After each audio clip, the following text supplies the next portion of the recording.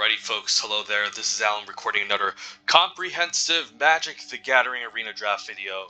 So we'll be doing some more traditional draft Neon Dynasty, try to get more gems here, as I've been jamming a couple of games, but haven't been really satisfied with my deck, so I just decided to resign, like the previous ones, but yeah, we're just gonna redo it all again. But it shouldn't be too difficult in traditional draft to get up to 3 wins. And if we don't, at least we can make 1,000 more gems and do another draft afterwards. So, again, we'll see.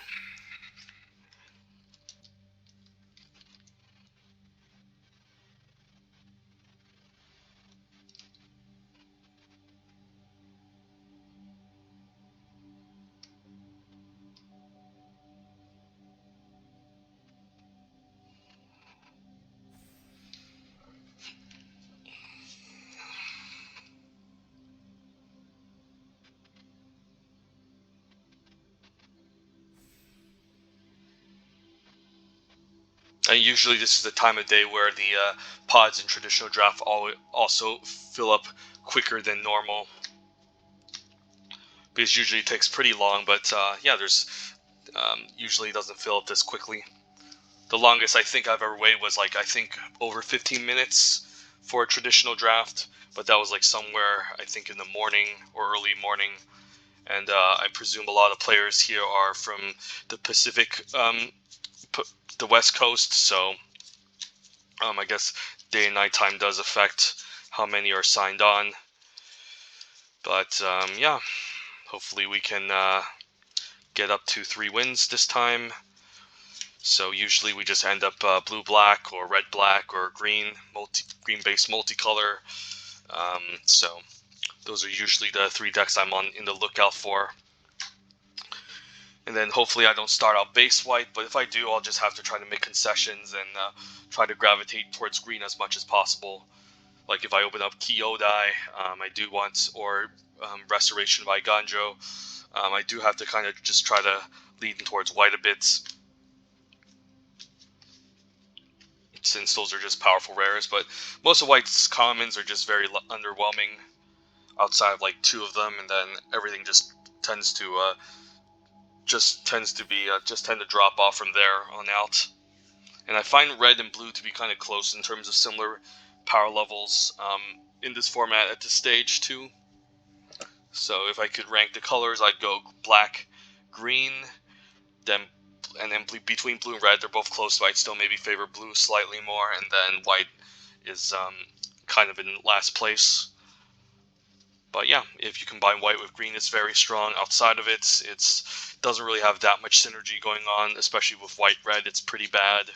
White-blue, you kind of need to be in the heavy ninjas or in some sort of control deck with multiple Imperial Oaths and bombs, and then white-black is just not a color combination I'm hoping to end up in at all, since there's rarely any synergy.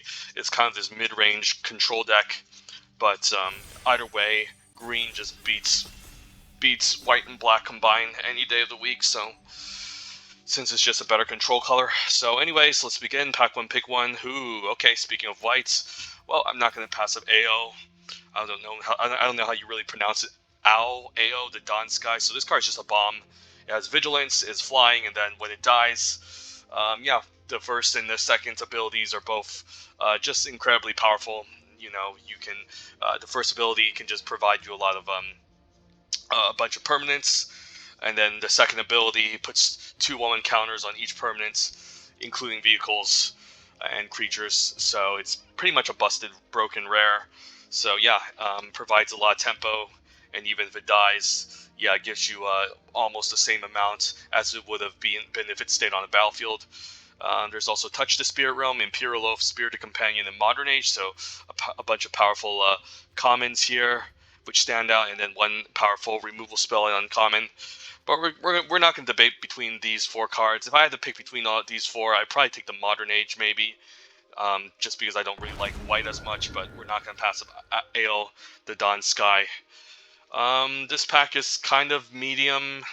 There's a Naomi, which we could maybe splash for if we end up a green-based, since I don't like to go white-black completely.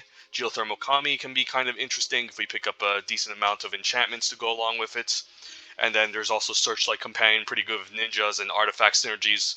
But if we're going to be base white, we're not going to care about ninjas and artifacts too much.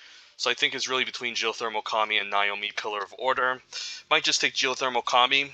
It can keep me in green, which is a color I want to pair the most with white. And then Naomi is pretty good if you splash it, but it takes a bit of setup, and I'm not sure if I'm going to be splashing black or even white. There's also an argument for safekeeping, since this is the best performing green common in the set, but I'd rather have my creatures first, and I don't want more than one, so we'll take a Geothermal Kami, see if we can make this green-white enchantments thing work as we get past one of the best uncommons in the set, Blossom Prancer. Kind of sad that I had to pass up a Spirited Companion after taking up a Geothermal Kami, but I think Blossom Prancer is just at a whole different power level that I can't really justify taking Spirited Companion over Blossom Prancer. So I'm just hoping white stays open, and we can get a Spirited Companion later, since again it just plays so well. These two just play so well with each other. But yeah, just gotta take Blossom Prancer here. Card's just incredible, and yeah, close. Basically the mythic uncommon of the set, along with a couple others, but this one stands out as definitely the top 3, so we'll take it here. Could just take an Era of Enlightenment, or we can even take a Grafted Growth if we want to move into some sort of multicolored deck. Era isn't bad, it's a fine Saga, and it's a decent 2-drop. If we want to go base black, green, white, Wanderer's Intervention could also be used as a defensive removal spell, but it's not really a proactive card, and that can be an issue sometimes. We can always pick up Fixing later, Dual Lands and the Wheel. We can even throw in Network Terminals if we want, so I'm down to just take an Arrow of Enlightenment here. The best card in this pack, not even sure, could be Mokotai Ambusher, but it's not like, doesn't stand out that much compared to like Era. Also, the note Iron Apprentice is pretty powerful if you're base red, but I'll take an Arrow of Enlightenment here. Try to stick with our green-white strategy as we get past a Skyblessed Samurai's nice payoff card for the green-white deck. It gives us a nice finisher in the late game, and yeah, we can even cheat it out if we pick up more cheap enchantments for the deck. Otherwise, Harmonious Emergence is a fine 5-drop, and if I was in black, green, or black-white, maybe I pick up some Kamiya Terrible Secrets, which care about my artifact counts, so there's also Ninja's Kunai. But I think we'll just take a Skyblessed Samurai, given this is the direction we're headed. And then here, could just take a Fade into Antiquity. The Befriending the Moths is a fine card. It is an enchantment, but the problem is that it's an aggressive enchantment, and we're not necessarily going to be an aggressive deck. If we end up base green-whites, we're definitely going to be more controlling, so having a card like this is really not that impactful, unless you're kind of winning the race, which we're not hoping to race. So, you know, we're probably hoping to just get to the late game, and in order to get into the late game, I guess we need some removal and utility, so don't mind a Fade into Antiquity. If this wasn't this pack, Repel the Vow could be a consideration. Also another Grafted Growth for picking up in case we end up multicolor, but I'll take a Fade. There's plenty of good targets for this, and it's just cheaper. And then this pack is just kind of whatever. Yeah, nothing I'm too interested in splashing for. These are some white aggressive cards that I'm not necessarily excited about. Probably not going to play the Walking Skyscraper, but if I pick up maybe some more ways to modify, like with the Jukai Preserver, I could consider it. And it's colorless, so I'll put it in the sideboard for now. But this pack is just pretty underwhelming. And then this pack is also just kind of whatever. Could just take a Blade Blesser. And there's an argument for also a Thundersteel Colossus. Maybe we need a little bit more top end, which I highly doubt we do, given that we have these powerful top end curve toppers already. Just in case I end up black green. Sometimes you could play Nezumi Blade Blesser, especially since it can gain Death Touch and Menace sometimes. So I'll take it here, but I'm not necessarily a big fan of the favor of the trainee, and I'll definitely take Fang of Shigeki. Orochi Merge Keeper is fine, but green does not necessarily need to ramp in this format as much. It's mostly looking to grind, and then the mana dorks in this format are just really bad at blocking, and you know, so it's not necessarily a card that's amazing. And if we get to the late game or the early game, I'd rather just have Fang of Shigeki. So this looks good. Also a cheap enchantment, unlike the Orochi Merge Keeper, which I'll take here now. I've also seen some people splash Invigorating Hot Springs in their deck. Not sure if it's necessary. It could be fine, but I think I'll just stay on color, take an Orochi Merge Keeper if I need a mana dork. And then nothing here, just cut off some white. And then, yeah, it seems like white-green is kind of open. So there could, again, be other white and green drafters, but I think it's fairly open enough I can just commit. So I'm always happy first picking a white rare and then moving into green. So the Geothermal Kami was a nice assumption and got rewarded with a Blossom Prancer to turn later. And then Skybless Samurai. Hopefully we can pick up more cheap enchantments to help get it out ASAP. And then this is also best out of 3, so we could use a decent defensive reach equipment / creature. So don't mind Web Spinner Cuff. Although Bamboo Grove Archer just fills the role better. And then probably don't care about Dragon's Fly Suit, so just take whatever's in that pack. So yeah, hopefully we can pick up some Jukai Naturalists, maybe some more bombs in green and whites, Restoration of Aiganjo, Generous Visitor would also be fine, Kappa Tech Wrecker, we'll see. Second pack, ooh, Eater Virtue. So the thing about the problem of Eater is that if we're looking to recur things with like Season of Renewal, it might be a bit of a nombo. Either way, it's just strong in and of itself. I don't necessarily think it's incredible in the green deck, given that the green creatures are large enough already, but I mean, like the Shrine is okay, Golden Tail, Intercessor's Arrest, even Air of Enlightenment are all okay. Yeah, I'm kind of down to just take the Eater. I mean, I could, again, just take Intercessor's Arrest. Because, again, like, if we're going to be in a green deck, we're going to pick up Season of Renewals later, and then if we try to equip our creatures, they just end up getting exiled. This is better off for, like, a deck full of cheap creatures, and that's looking to be aggressive from the start. So maybe we just take Intercessor's Arrest here. The Shrine is also a consideration, but, again, I just find it to be too slow.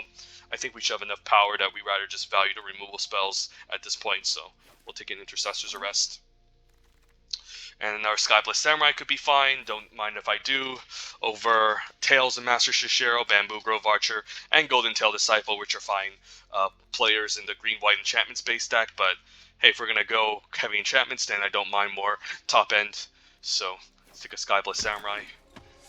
More payoffs for running enchantments. So, yeah, after these two, I think we need to focus more on the cheaper early curve.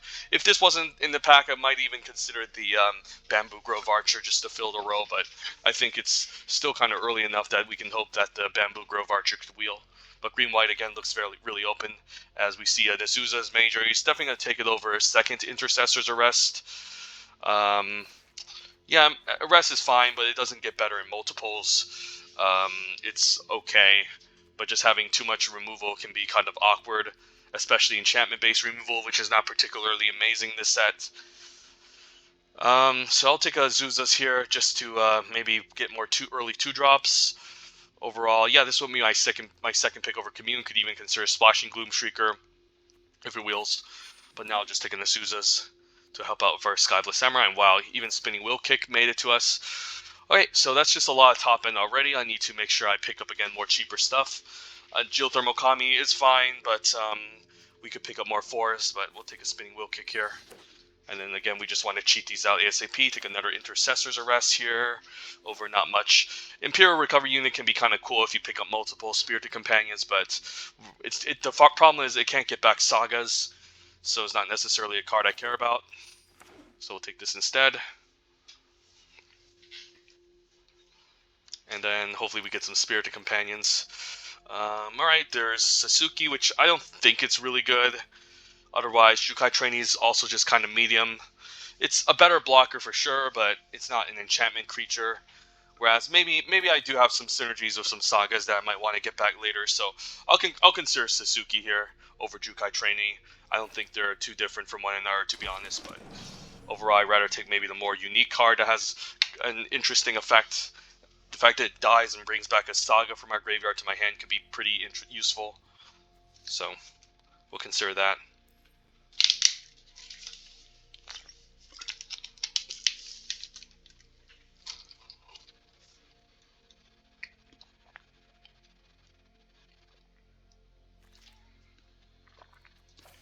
Okay, we'll take a Preserver, another fine 4-drop. There's also Lucky Offering as a way to destroy artifacts. Also an enchantment, so we'll take it here. Can curve out into the Jukai Preserver if we pick up some Golden Tail Disciples. It's a nice combo afterwards.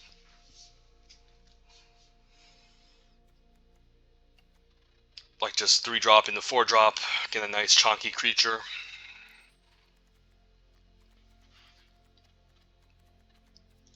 have a lot of interaction already, like these 4, so I'm glad that I didn't take the second Intercessor's Arrest. Could play a Barren Memory, even though it's not the most exciting 3-drop for an enchantment deck, it's still a 3-drop. The Mana Sink might not be amazing since we have a lot of decent top end, but could come up once in a while. Either way, I don't like the fact that the stats are aggressively slanted with a higher power than toughness, but again, if you need filler 3, we'll play it, but yeah, it can just die to a bunch of removal spells in this format. There's so much neg 2 hate in this format that it's not easy to keep around, and then this pack is just kind of whatever. Yeah, I should just take the dual land. I'm never going to play this, even though it can prevent me from kind of decking. I don't think the game ever reaches that point, so I'll just take a dual land.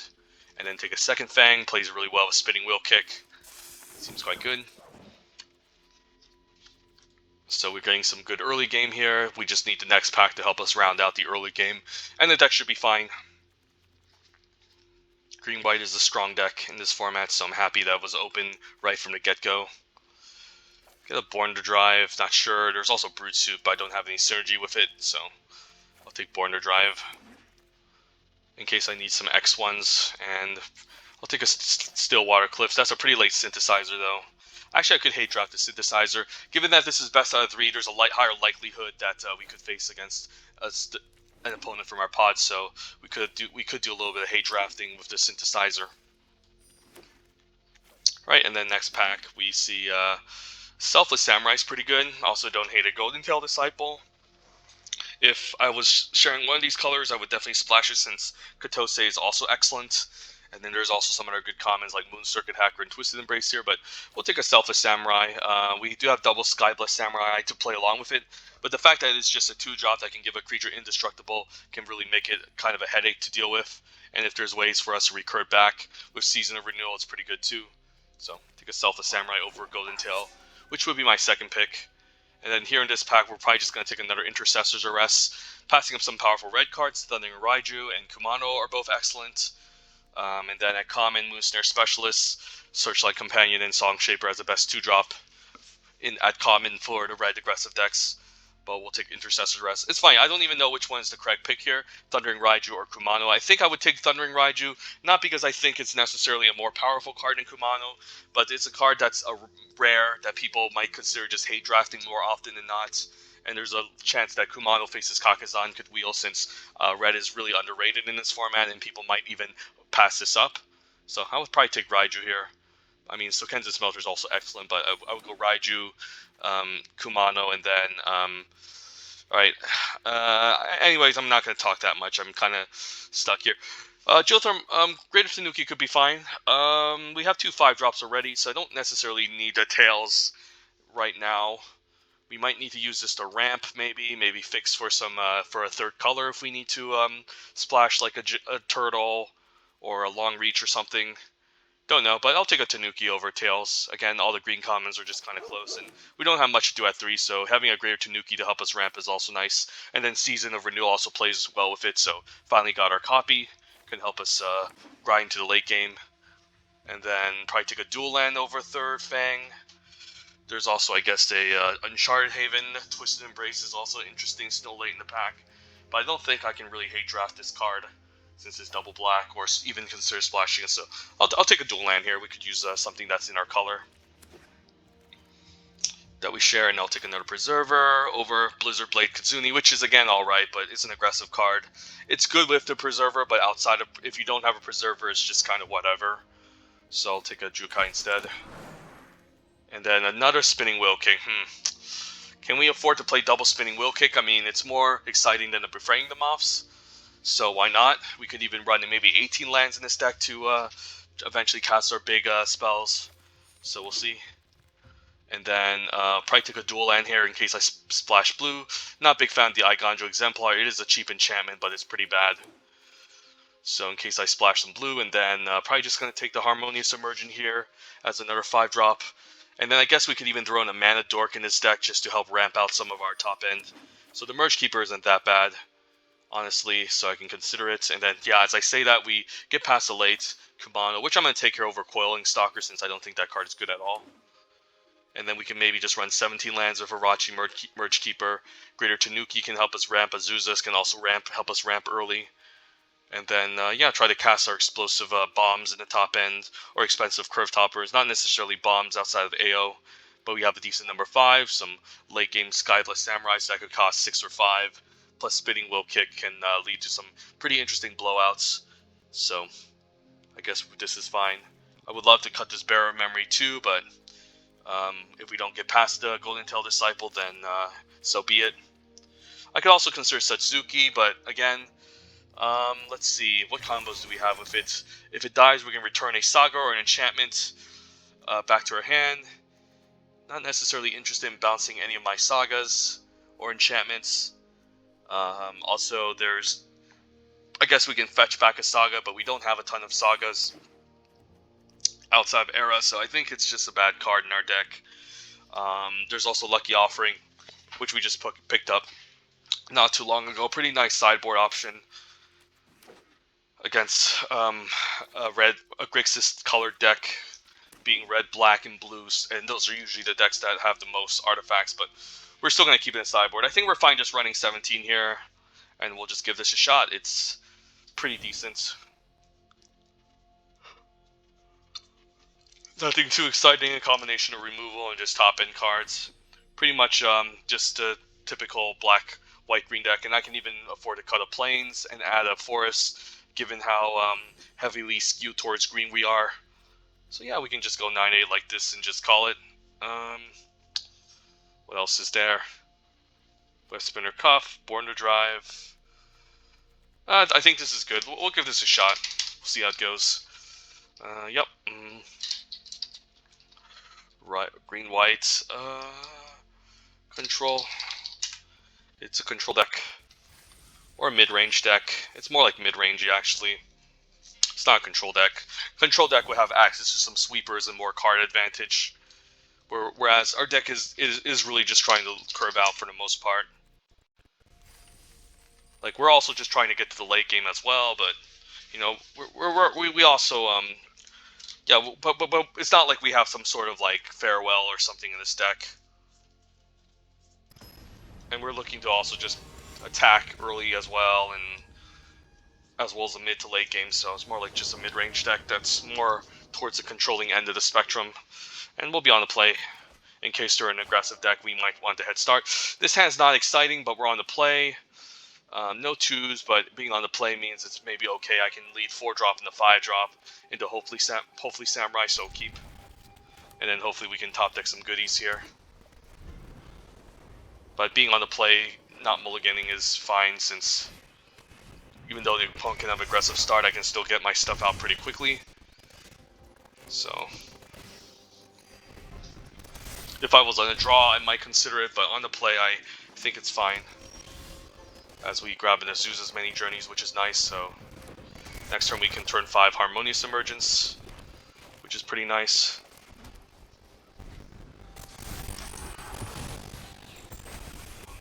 If he Virus Beals and makes us discard, I'll probably just discard land. Opponent's playing Abzan. There's an Era of Enlightenment, but we're just going to lead with Harmonious Emergence in our planes, since we have more white than green, and just attack for 4, which is okay. Could see a Ninjutsu next turn, maybe a Biting Palm Ninja. Opponent could have also blocked and used Wanderer's Intervention to 2-4-1 himself, but I think this is okay. And we'll probably just take 2 here. Or Twisted Embrace. Alright, never mind, we take 3. Right, not much I can do about that. We still keep our land, so that's fine. And then if we get second land, we can double spell into maybe Skyblessed Samurai eventually. So first things first,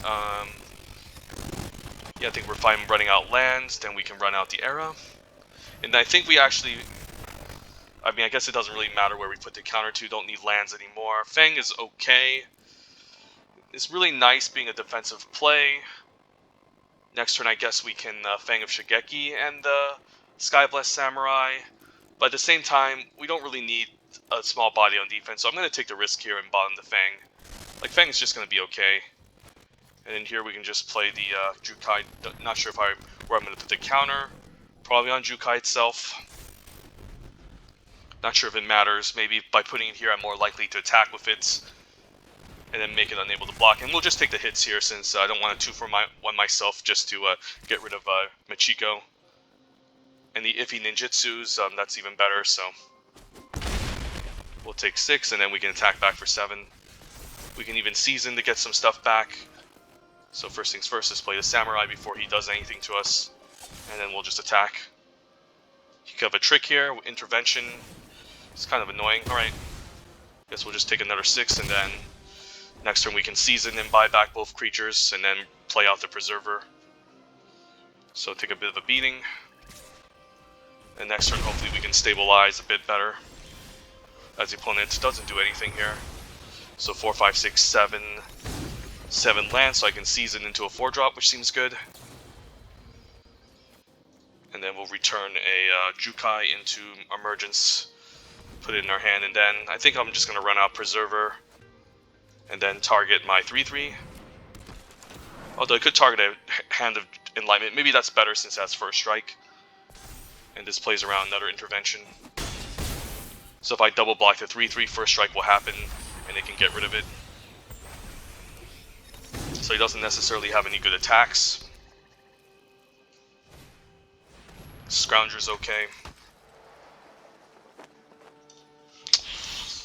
Right, and there's AO, so we could just run out AO, and I will.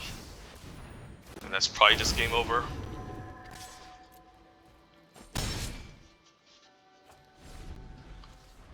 Also keep in mind the opponent's playing black, so I might need to play around Virus Beetle a little bit more carefully next game. But yeah, we were able to just curve out, and yeah. I mean, we missed our 2-drop for 1 turn, but we're still able to just stabilize our board against an opponent full of smaller creatures, and just take the game from there on out. And then I could just run the Lucky Offering since I'm seeing. I mean, I only saw these Undercity Scrounger in that one game, and keep in mind he was also Abzan based, so not necessarily heavy artifacts, given that green and white are the colors that don't care too much about artifacts that much, so maybe we don't need to play it, and then probably don't need Web Spinner Cuff, didn't see too many flyers, so I think we're fine. We'll just give it a shot again.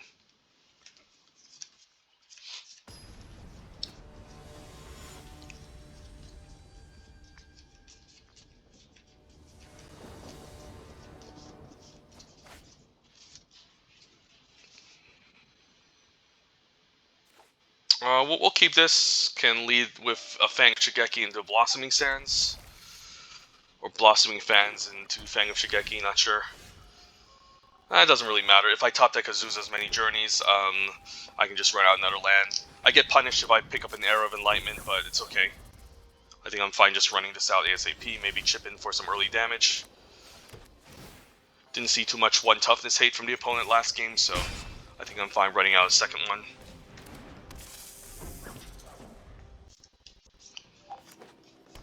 Hopefully the opponent isn't splashing for a farewell. Alright, never mind, that's some 1 toughness hate. I guess I'll just run out Selfless Samurai and then pass a turn. Next turn we can play Preserver, put a counter onto a Fang and start attacking. I guess I can even put it on the Selfless Samurai to gain 3 and hit for 3. Probably see a Ninja here if he decides to attack for 1. Wouldn't be surprised. Hopefully no Biting Palm.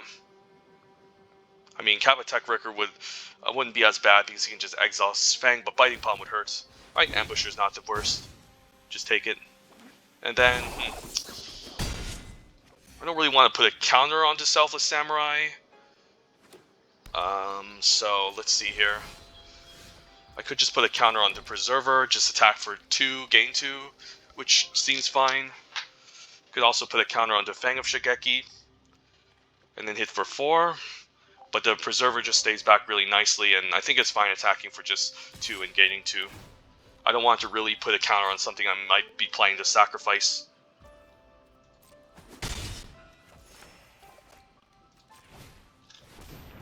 Now this can hold off the Ambusher, and then a Fang can also hold off the Ambusher as well, so we have some nice defense here. Next turn we can run out Emergence and attack with both.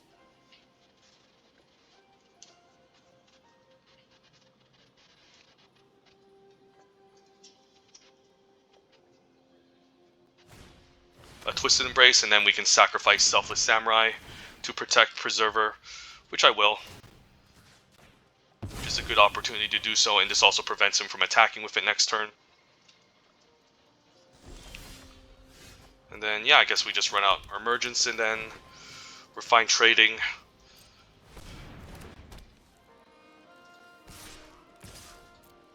If he double blocks the forest, that's okay. Hopefully no Regent's Authority. Could see a Regent's Authority here. If he pumps his Ambusher, he does gain life, but it's fine. Surprised he didn't double block buff the 4/5 since he could have still kept one creature. Oh, never mind. I guess he couldn't since it was only 3 toughness. And then seeing a rest here on my land. That sucks. Alright.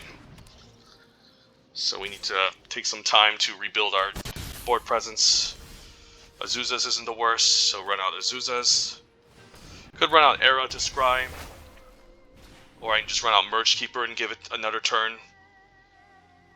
But I think it's fine running out Era since there's not too much that costs 6 or more, and we can even scry into a Skyblessed Samurai. And bombing lands is also nice. I do need double white for AO eventually, but I don't think I need lands this heavily, so we'll just say go. Hopefully we eventually get in our planes for our guy. And if he equips onto the flower, he can hit us for 3 every turn, which kind of sucks. So these Fang of Shigekis are getting blanked by these 1/1s, which does feel kind of bad, but I still think we have to keep it back for now. And Arrest is pretty decent. So run the Merge Keeper, and then do I even arrest the Searchlight Companion? Not sure. I don't think so. I think I just say go. Because he can just reconfigure and move the equipment around, and then there's a chance I actually use Arrest on the Chainflow Centipede instead. I could also trade for an Merge Keeper here, which isn't the worst. Since I don't know if I even need this ramp anymore, just get rid of the 1/1s that prevent my Fang from getting across. This is also just fine. And then just more lands, so...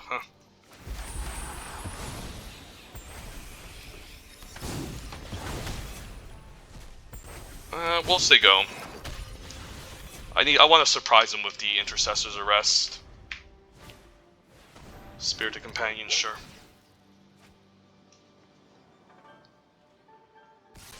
Yeah, opponent can just keep getting him for 3, but we're bound to draw something eventually. Season Renewal's not bad, and we can get some goodies back. But I think this turn we can maybe lock down the 3/3 attack and then end of turn Season. So let's go for it. I mean the 2/4, I mean. I could also attack with a 2/2, but then he can attack with the Spirited Companions. So I think I'm fine swinging in for 3. And if he chumps, I can then get my mana back. So I can then Season end of turn, or I can just Season now, get my 2-drop and play. I think that's fine.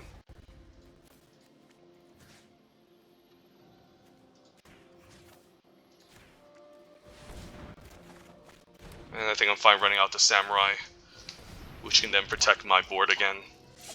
So we'll say go.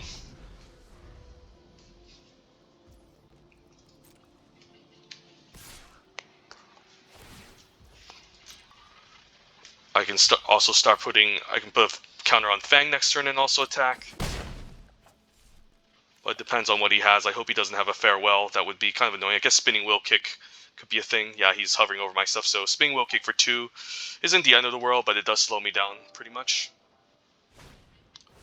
Intercessor's Arrest, that's fine. Never mind, I guess it's not Spinning Wheel Kick. He was just glancing over my stuff. So, second Preserver's not bad. So I could just attack with both of these, or I can put a counter onto Selfless Samurai to start gaining more life. I think I could also just try to race. Like, gaining life is cool and all, but maybe it's better to just attack with a bunch of creatures now and hit in for 6.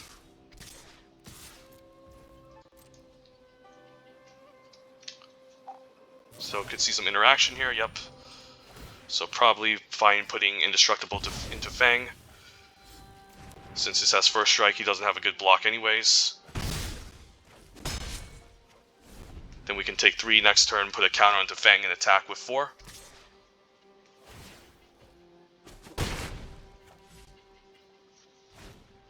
Gloomshrieker getting back. I guess Companion or Embrace could be kind of annoying. Guess he can bring back Embrace to shoot down my 3/3 now.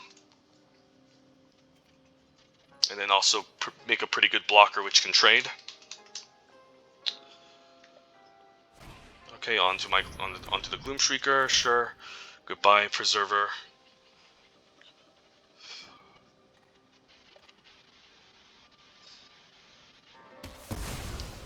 I might need to keep this back now. Yeah, I guess I might have to since I don't think I can win this race. And I'll just be taking too much damage, so... yeah, let's just put a counter here. And attack for 4. And I can still double block the 3/2 and first strike it away.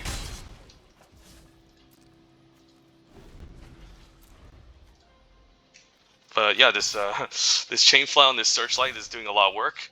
So I definitely might want to consider a Web Spinner Cuff the next game to prevent this from getting off hand. Although now I can shut it down, which is probably the right thing to do. Or I guess I can shut down the 3/2 instead and just attack with all. He chumps, I get him down to 6. This is the defensive play, this is more aggressive. I think we go for the aggressive play actually. And just swing in with the team.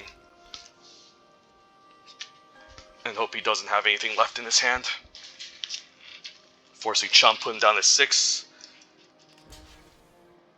And then he would need to hit me twice with this Chainflow Centipede in order to kill me next turn. Or make up enough chump blockers or removal, but I think I kind of have to make this play, otherwise I don't think I can really do the defensive play since he's going to have a 3/2 attacker anyways with Menace. So I assume he's just going to unreconfigure and chump, and opponent just concedes because he just flooded out. Alright, not bad first opponent. We were flooding out too in that game, we didn't even get our second plane, so imagine had we top decked AO and not kept the planes, then we would have been in a pretty bad spot, but luckily we got there.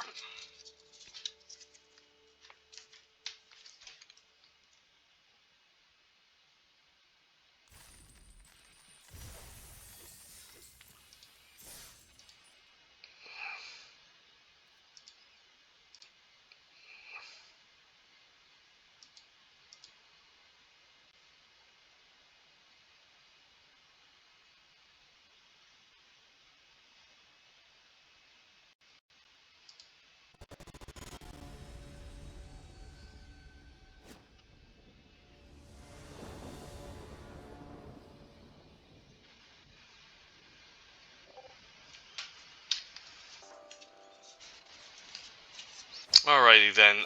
Well, this hand is kind of awkward. We need some early game. I guess I have a fade early on, but nothing else. So I think I actually mulligan this hand because I need my early defense, and this hand is by means not any better, but I guess I can keep this. And then probably find bombing the Skyblessed Samurai, although I could eventually just get it out for maybe 5 or even 4. Not sure here. Maybe Emergence can go, since I can at least guarantee I can maybe cast this earlier, and yeah, we might need some removal, so we'll try something like this. Hopefully draw into some lands.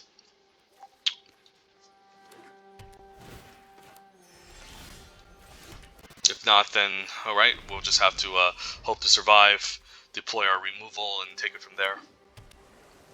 But red-blue is a pretty aggressive deck, so alright, at least we get a mana dork.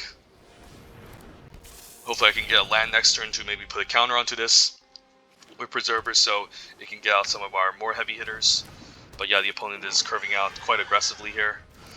Although playing some automated artificers aren't necessarily the most scariest. Alright, this is good. So now probably need to put a counter onto Merge Keeper. I could also Intercessor's Arrest to not deal too much damage, but I think it's, again, very important that we get our mana acceleration going. So I can even tap this for 6 mana next turn. I mean for 5. So hopefully he doesn't kill my Merge Keeper. And I could even trade for the bronze plate board if he decides to attack with it. since even if he has the pump trick, I can at least trade for it. But hopefully no suit up. I think we have to go for the block because it's a scary card to keep around if you can just reconfigure it onto a flyer. Hopefully no removal for Merge Keeper. Otherwise, I'm definitely going to be in trouble.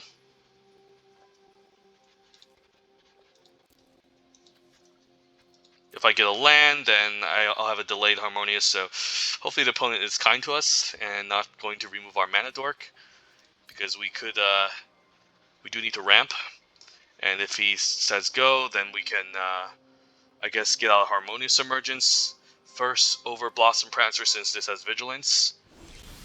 He could also be holding up a counter spell for what it's worth, and I'd rather get the Emergence countered. So yeah, let's just get it out there, I guess. I guess it's fine. Maybe enchanting my forest too, because I can play out the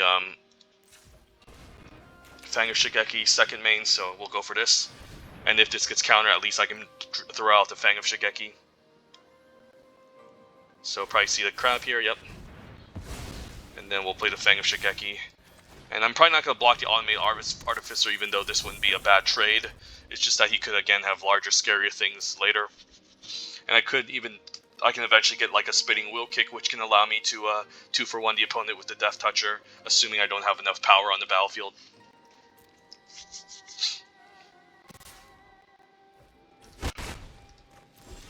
So opponent passes a turn. Probably we'll see another crab, but I think we gotta play it out. Otherwise, we're never going to have a game. And we'll probably see a second crab. Wouldn't be surprised. Yep. Yeah, this is kind of annoying, but hopefully I can get a season to get both of them back.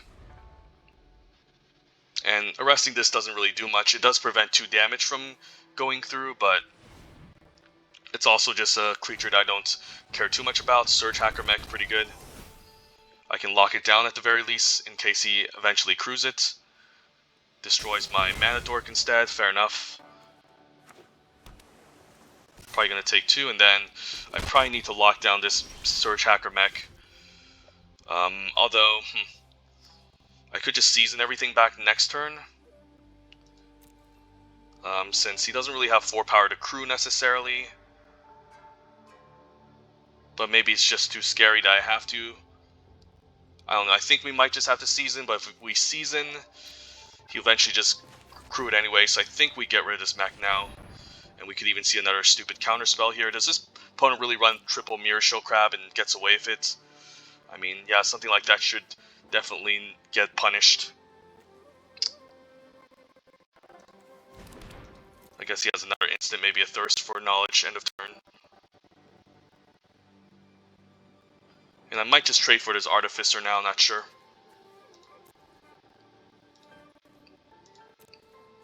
But I'll keep it back just in case, since I'm not really racing. Yep, he has a Thirst for Knowledge.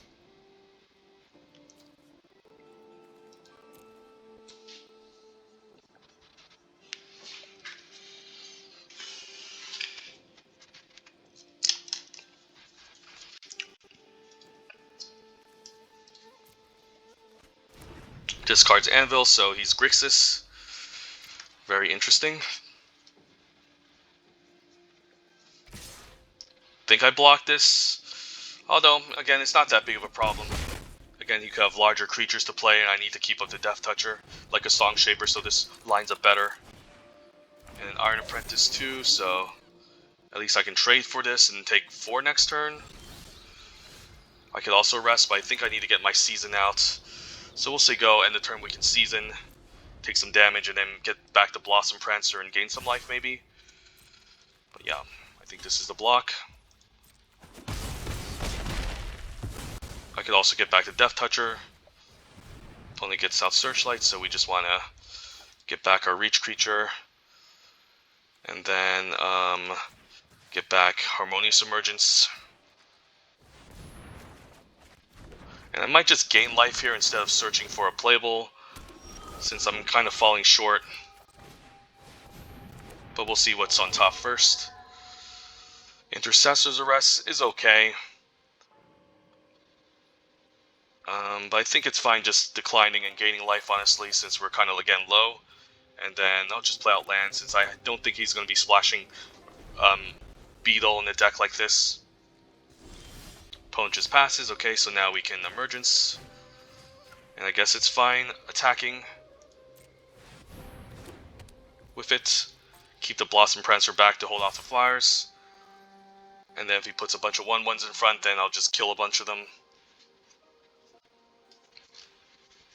I can even second main and DRS if I want to.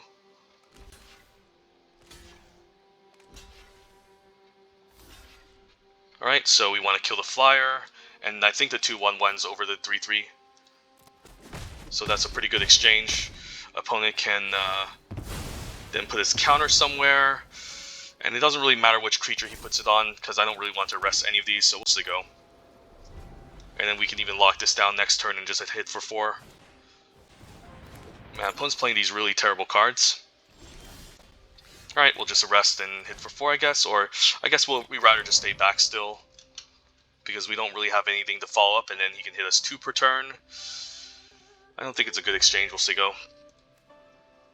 This opponent has a pretty junky artifacts deck, but I never know what he's going to be splashing here, so we just need to just try to win the late game here with some of our other curve toppers. Once we get another big creature, then we can lock down the 2/2 flyer and start attacking.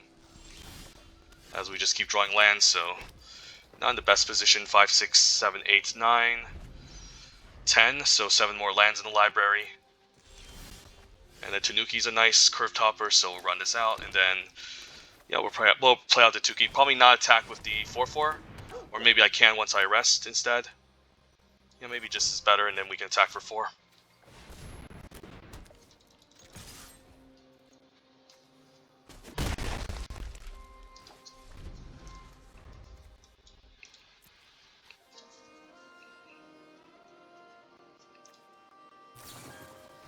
Alright, so he's going to hit me for 2 now.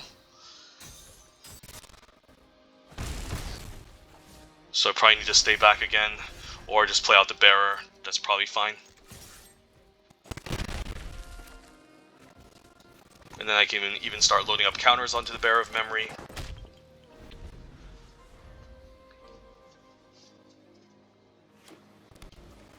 Opponent whiffs.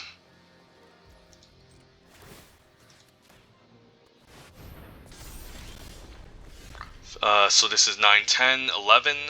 So I can't activate twice still, so I should just hold on to land or just play it out at second main.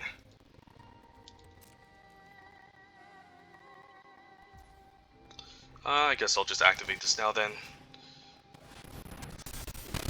And I'll just run out land because there's a chance I top deck a second one to pump this twice. And then if the opponent tries to chump next turn with the 1/3, I can give this trample with the 1/1 counter.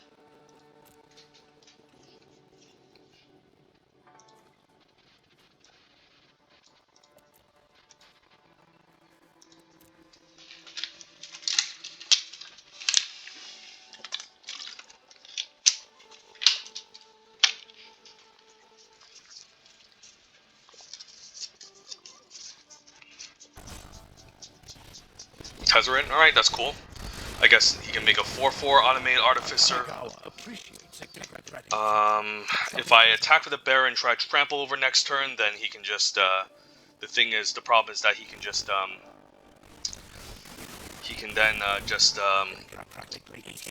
it's not lethal. So, alright, let's maybe try to attack into Tezzeret and finish him off quickly. Replication Specialist is kind of annoying. But I think I need to send that Tezzeret here. And guess we can just play this out first main. Yeah, I'll just play this out and then we can still get the Bearer of Memory trample. So we'll move to combat. Swing both at Tezzeret since he's going to be a problem. If he... Alright, and he's just dead. Alright, I'll just say go and then we can load up counters onto the Skyblessed Samurai eventually. So hopefully the opponent doesn't have anything scary. Guess I can even load up counters onto the bearer if I wanted to, since this can attack past it. That's pretty annoying.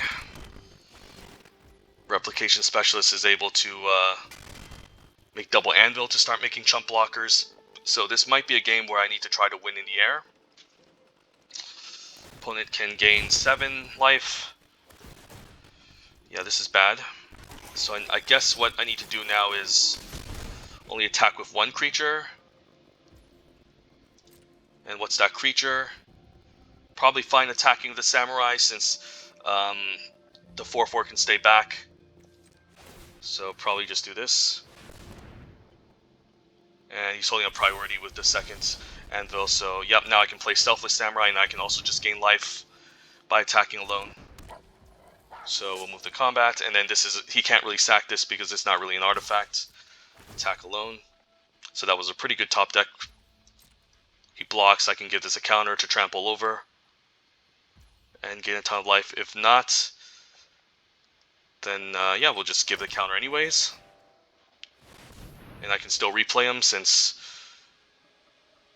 now he's just holding a priority to sack his artifact here and drain me. But again, the life gain from Selfless Samurai is really gonna help the anvils from grinding me out. And I have the Blossom Prancer on defense as well, so. And then this is a good game that, and this looks like a good game for a Lucky Offering as well, so that's definitely going to be sideboarded in. I think we can get rid of the second Spinning Wheel Kick. Given that the opponent's deck is aggressive, I don't necessarily want too many expensive removal, and I already have a Spinning Wheel Kick already.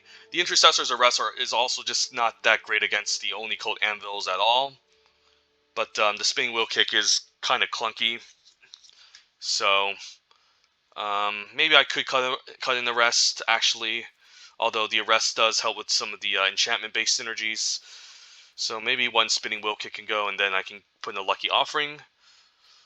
There's also an argument for cutting a Fang of Shigeki, which also doesn't line up well against a bunch of 1/1 tokens. So I guess I can cut this instead and just throw in, I guess, Web Spinner Cuff isn't bad. Yeah, I guess this isn't bad against his Utter Flyers. So let's see here. Yeah, I'm definitely keeping all my 2s, all my 3s. Fade isn't bad against the anvils. I guess Intercessor Rest can also lock down the anvils.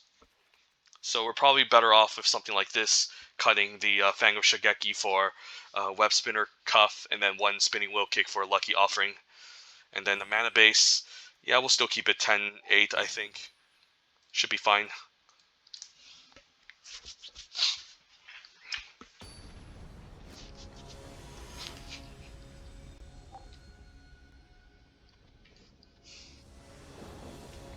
Need to turn off my Discord since you're probably hearing the notifications.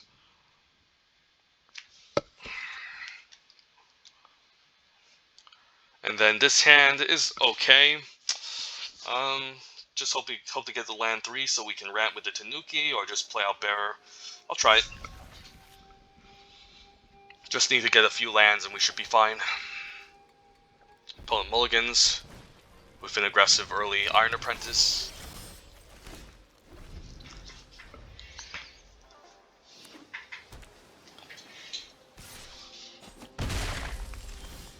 Alright, this could end quickly if I don't get a third land I mean. And I'm probably fine ramping with the Tanuki on turn 3 if I get a land, since it's pretty important to get some of these bigger creatures out. And the opponents might not have a 3-drop here, we'll see. Searchlight, never mind, so we're just going to be taking a beating until we can hit a third land. We did, but it's tapped, so rip. At least that makes up for a damage. Keep in mind the opponent also has Tamiyo's Completion, so I might need to bait out with the Harmonious. Although Harmonious gets more punished against Completion, since it's a land that we might need to use for mana. So a Kunai. So the Kunai can take up Bearer of Memory, so I probably don't want to play the Bearer. Probably again find ramping. So I'm probably just gonna cycle Tanuki here, so I can hit my land drop, and also make sure I don't discard.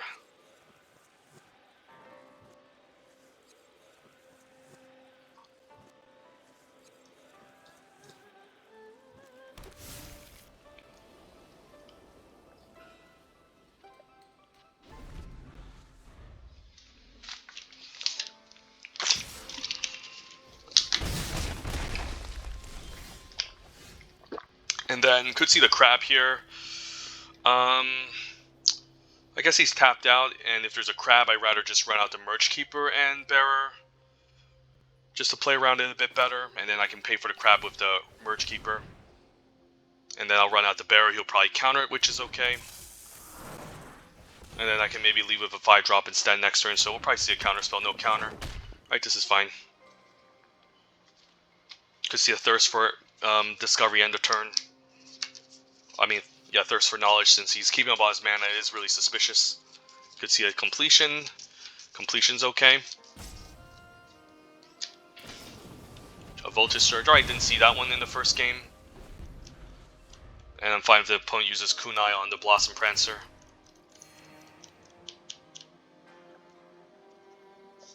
And then he only hits me for 2, so that's good.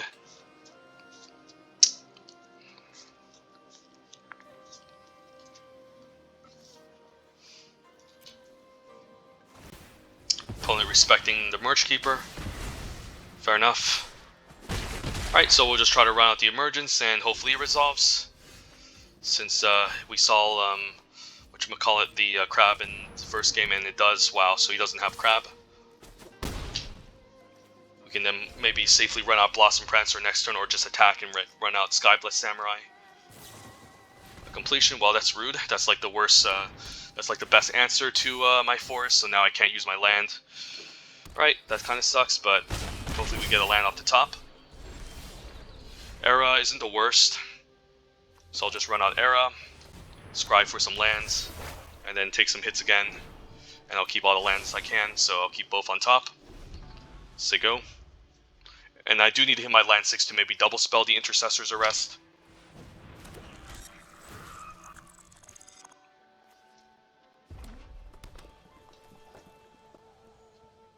Could be holding on to a crab as well, but we can eventually hopefully pay for the arrest. Don't know what this implies.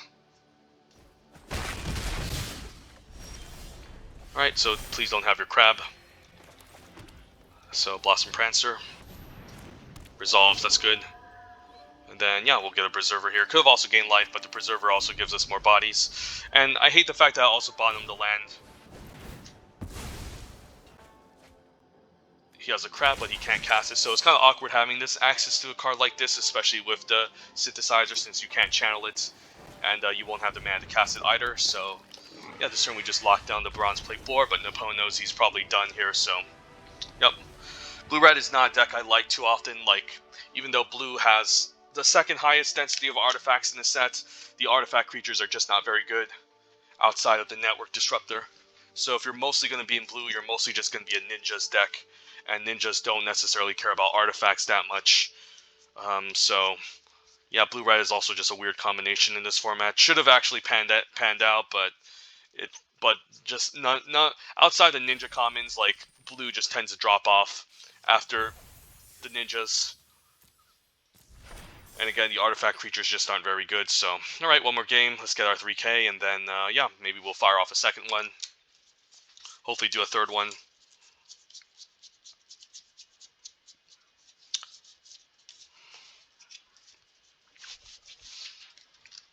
So yeah, red base artifacts, blue base ninjas, green base multicolor or green base control. And then, yeah, I think those are the 3 macro archetypes of the set. There's something said about the Esper control deck with like multiple copies of Imperial Oath, but again, green just does that way better. Green is just overall a better control color than the Esper, in my opinion. And then we have no green mana here, so this is an easy mull. I could hope to top that green, but if I tap that green, I mean, I guess it's not that bad. But we would need green for Greater Tanuki. We are heavy green anyways. So do I risk it here? Like, it's not the end of the world. I'll risk it. This could be terrible, but I'm hoping we can top deck into a green source since we have like 10 green sources in the library, and we did, so... Alright, that was a good call. And this is a pretty good hand when you're, we have our green source, so it's going to be a mirror match. We can ramp into Geothermal. I don't really have much to bounce back, so I think I just run it out. There's not much I can get value off of, maybe the Scry from the other card, but I think this is okay. And then I'm going to hold on to Greater Tanuki since we're mostly just going to ramp into it, and we're just going to have a large creature, which I'm more excited to get. And then I don't really want to trade down for Bearer, since Bearer is a 3-drop and this is a 4-drop, so probably just going to take 3 if he attacks, and then maybe swing back, and if he has a removal spell, that would kind of suck. But if not, then we're still in decent shape. Yeah, we'll just run out the era and pass the turn. Should maybe kept up some white mana, but the auto tapper is kind of stupid sometimes, so we'll bomb some lands here. And then Preserver is fine. And then, yeah, we'll just pass. Don't want to attack into open mana. You can have multiple tricks, Master's Rebuke. Could see a Master's, alright, just a Sunblade Samurai, but he could still be holding up mana for Master's Rebuke.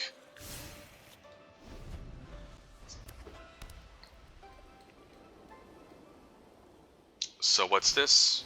Invoke Justice, that's pretty sweet, alright. Opponent has a nice combo going here. And at least this can trade into the 3-2. This is going to be a pretty large creature though, so I might need to set up a turn where I can Tanuki and fight this away. I could also double block the 6-5, but then I don't have any 5-drops to play, so yeah, unfortunately we'll just have to take 6. And then we'll probably have to set up a turn with the Spinning Wheel Kick and maybe chump block a bit, so we have access to 6 mana. If I play Preserver, I'll have access to 7 mana next turn, but I think we still need to set up the Greater Tanuki, so I'll play this out. And then, yeah, we'll just probably take 11 here, and then hope he doesn't have anything to interact with my Tanuki. Hopefully no fight spell. And then I can just kill them both. Fade, that's bad. Okay, never mind. So opponent is just going to run away with the game by casting an Invoke on curve. And we're probably forced to chump next turn anyway, so... Alright, the Spinning Wheel Kick is now kind of awkward, so... Yeah, we'll just run out the Preserver here. And then put a counter onto the Geothermal Kami. And then maybe just chump block the 5-5, or I guess we need to chump block both. And take it from there.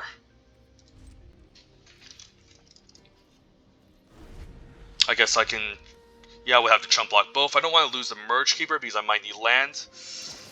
Okay, Repel, so the opponent just has auto removal, so we're pretty much dead here.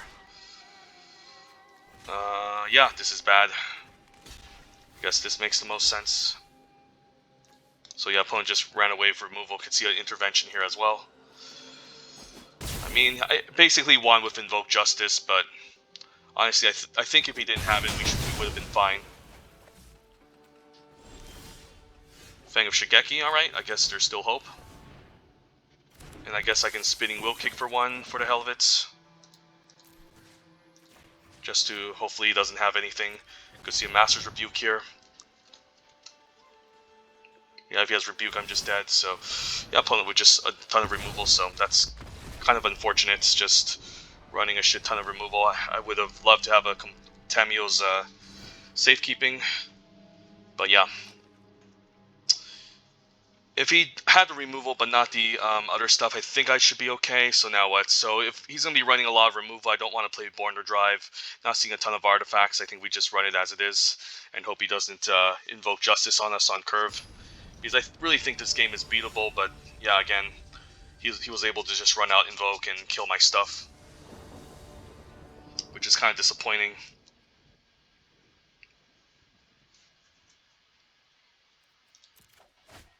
And then this hand is kind of whatever, but I think I keep since I'm on the play.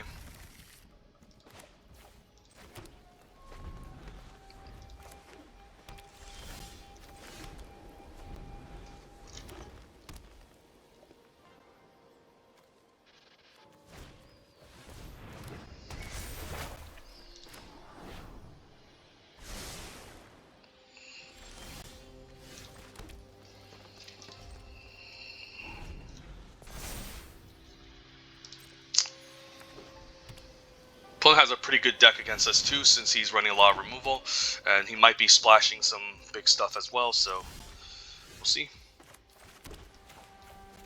Don't know, I guess he enchanted the wrong land. Not sure why he oopsed.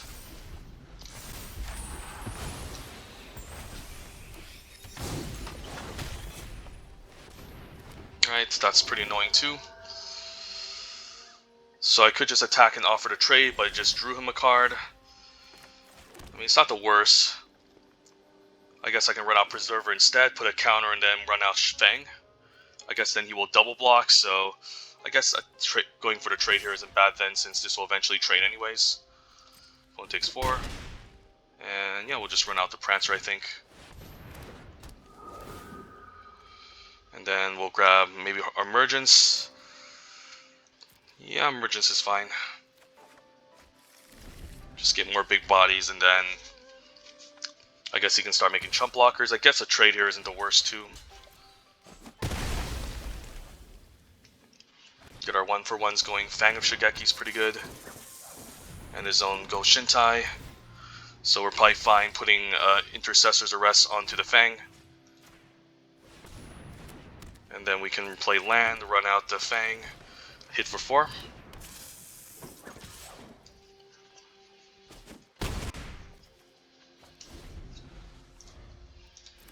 He can start making 1-1s, go Shintai. So now he can punish my 1 toughness and 2 toughness, I guess. So, alright, that's not going to be easy. Opponent doesn't attack, interesting. So, no reason to attack for 4 since he can just quad block it. Opponent can just go ham too, so can I Harmonious Emergence into Skyblast Samurai? Probably not, since it costs that much, so probably just need to run out Big Flyer, hope it survives, and take it from there. But I would love a safekeeping this deck, since I would have this 1 man to protect the Skyblast Samurai, so wouldn't be surprised if this dies, since he was sandbagging a ton of removal in the previous game. And then he's just going to try to make a bunch of 1-1s and go wide, but luckily we have a fine blocker. Selfless Samurai can give this indestructible. So this doesn't look like an easy match. So I can't cast 4-drop in the 4-drop, so we'll just run another Skyblast Samurai, and again, hope it survives. If not, then we'll just concede. But we'll see.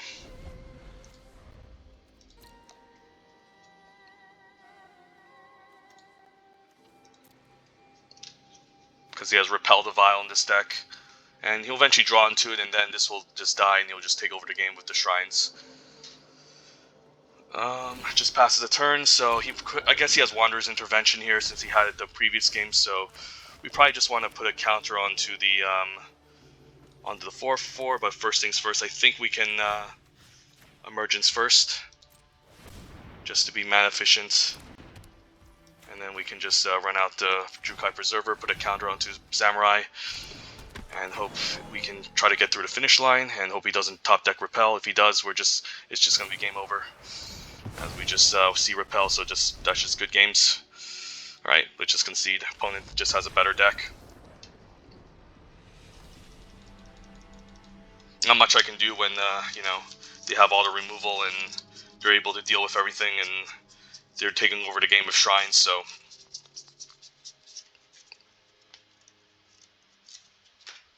we'll just do another one.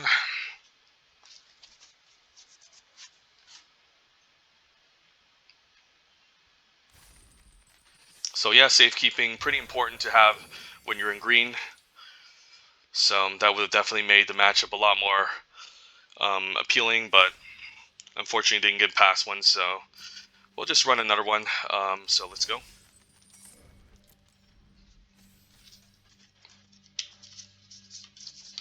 And if we're able to get to score 3, we can just fire off another one afterwards. Hopefully we hit a win streak.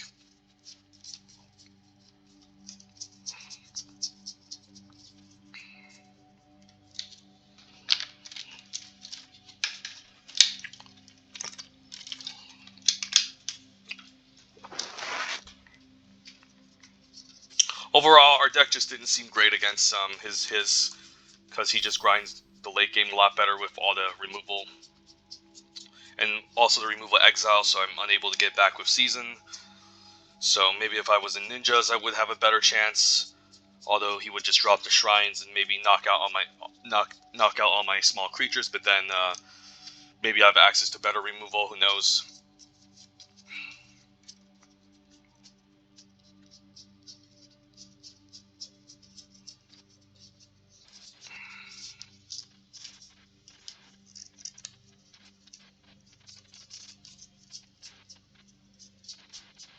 Also, the Intercessor's Arrest in our hand also didn't really help much. given the fact that the shrines are triggered abilities. So another reason why the enchantment-based removal is not really good in this format, because of shrines, as well as sacrificing and small creatures. So alright, there's a nice card here, Thousand Face Shadow. We could just force ninjas with it. I could also just take Assassin's Ink to stay open. There's also some powerful red cards, so maybe I just want to stay mono black. And then it's interesting to note, I think the right pick actually could be Virus Beetle over Assassin's Ink, given how removal is not so good in this format. And I've actually seen people take this over this. Thousand Face Shadow is also good, but it does commit me to ninjas, which I'm not necessarily excited to just commit right away. So I think I just want to stay open and just take a Virus Beetle here over all the other uncommons, and then over Moonsnare Specialist, Clawing Torment as well, and then just take it from there. Like, I think this card's good, but I think it's also not great unless you end up in ninjas. And then we could even wheel Sokenzen Smelter if we end up black-red, so we'll try something different. We'll take a Virus Beetle pack one, pick one. And then there's the Kumano Faces Kakazan here too, and Twisted Embrace. I think we still need to stick by the rules and just stay mono black in case we end up black green as well. But Kumano Faces Kakazan is also just an excellent uncommon too, in the red base aggressive decks.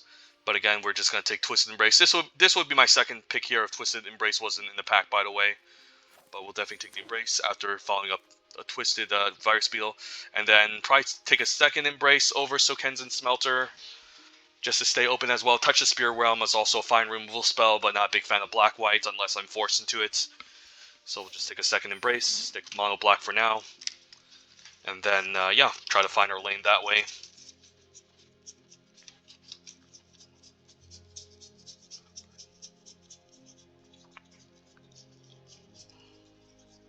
Twisted Embrace is going to be at its best in a black-green deck for the most part, since there's Seasonal Renewal to get it back, as well as Gloom Shrieker. So keep that in mind whenever you're drafting Twisted Embrace. There's also Geothermal Kami, which can bounce us back to our hand as well. Although we're seeing some red cards here. So what really pulls me into blue-green is like a great green rare or an uncommon, because even if you're seeing a good green common here, there's a chance that green is still cut off. So I think between these two, I'd take the Voltage Surge and maybe lean towards black-red, and hopefully we can wield the other red uncommons in the previous packs. Octopus is also okay, but I think I would take Surge over both of these. There's also an argument for Kunai, but Kunai is, again, not amazing. So I'd rather just take the better card and maybe speculate on black-red, which is, again, a very good deck, so take the Surge.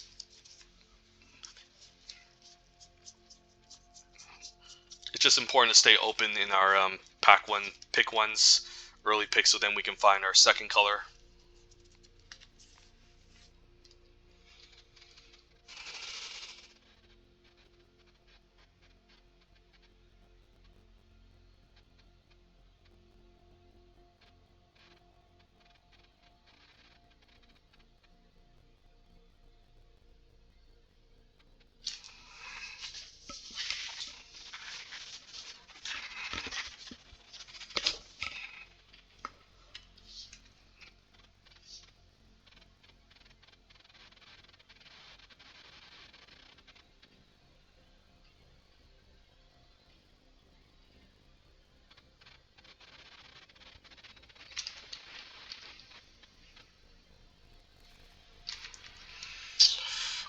Alright, nothing amazing. The red cards are all okay. The blue cards are kind of whatever. Could just take a Tales of Master Shishiro as the best card in this pack and just move on. So there's still a chance we end up black-green. So we saw some filler blue cards and red cards, but I'm not really a big fan of the Thirst for Knowledge or in this format, or Unstoppable Ogre, to be honest. There's already enough value that you don't really need something like Thirst for Knowledge, which unfortunately doesn't do too well in this format. And especially the fact that the best blue commons aren't necessarily artifacts as well. It can be kind of awkward having to discard two cards as opposed to an artifact creature. And sometimes the artifact creatures are just so good that you don't want to discard it. So I'll take Tails, and then, alright, I'll take maybe a Fade into Antiquity here. There's also the Dokuchi Silence Shadowwalker for blue-black. But yeah, that's a pretty late Fade. Good removal. Just take it. Hopefully maybe end up black-green, which is the best two colors in the set.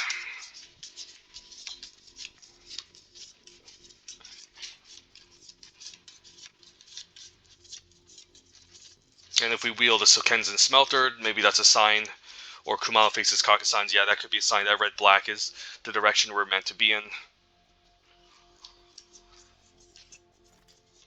Alright, spinning wheel kick, pick 7, so we're definitely black-green now, so goodbye Voltage Surge. Just too good to see this late. Don't know why no one really respects it, but it's reasonable, I guess. Searchlight Companion also gets better if we have more ninjas or more artifact cards that care about artifacts and enchantments like Kami of Terrible Secrets. But yeah, black-green it is. Haven't drafted this color combination in a long time in this format, given how heavily contested it is in Premier Draft. But when you have it, it's pretty good. Just doesn't have really much synergy outside of just recurring things from the graveyard with Season of Renewal and Gloom Shrieker. But there's enough good things to recur that it's just a powerful archetype. And then there's a Searchlight, but again, I'm probably better off with just a Greater Tanuki if I need to splash and go for 3 colors. So I'll take it over Searchlight, which is again fine, but better if we're heavy ninjas or red-based artifacts. But yeah, just cut off some green while we can.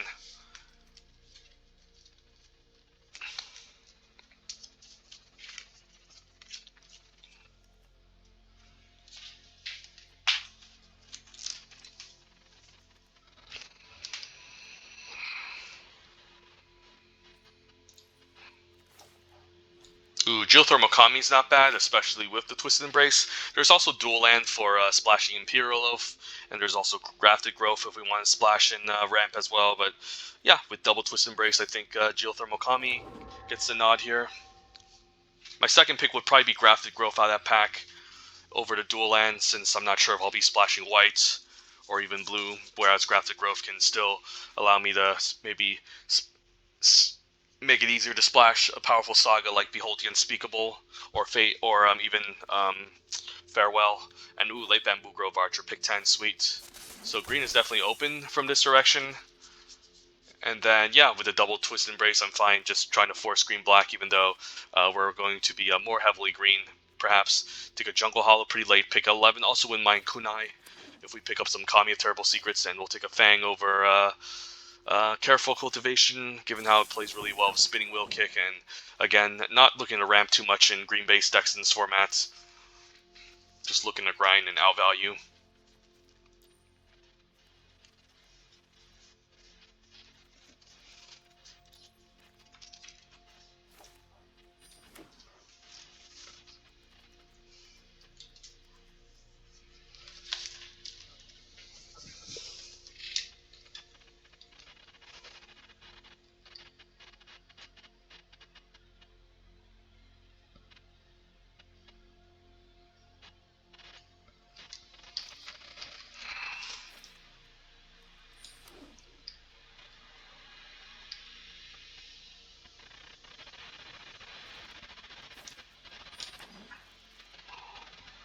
Hidetegu, do I want to splash Hidetegu? Card is not bad, but it is a lot of mana to invest.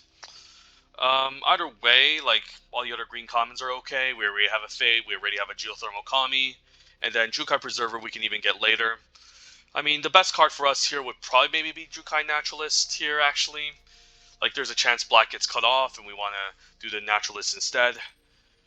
But Hidetegu can be kind of fun. This is not necessarily the deck for it. Maybe I don't need it. I mean, Hidetegu is cool and all, but maybe it's just Preserver, Naturalist here. Not sure. I mean, I guess we'll have to abandon our black if we go green-white.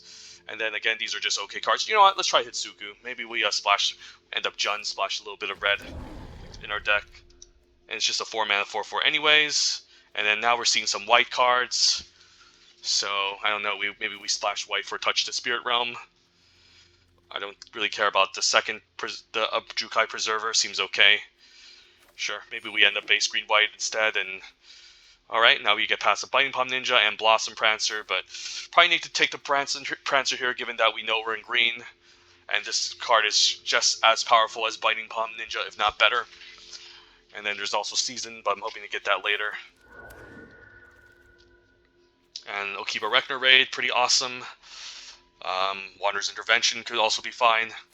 So yeah, maybe we just end up base 4 colors, splashing for Hitsuku's ability, and also touch the Spirit Realm as a fine removal spell, which I don't hate. So fixing is going to be pretty paramount. Hopefully pick some Jun color lands or Abzan color lands. We'll keep our eyes out on those dual lands in case we need to go 4 colors. There's also an argument for just not even playing this. Like, again, I know this is a powerful activated ability, but when you're playing so many expensive cards, exiling the cards on top of your library can be kind of awkward. Like, sure, you might be able to kill something or deal damage, but you might not be able to cast it. Maybe in the late game it gets a lot better. So, and at least this is a fine blocker, so maybe I still play it, and even if I can't activate it, it's still just a 4-mana 4/4. And yeah, we'll take on our Twisted Embrace over a Naomi, which is also splashable, but let's just take up all the good removal while we can. Could even cut. I guess we don't even need to splash touch if we have a ton of removal already, so this is still kind of just whatever.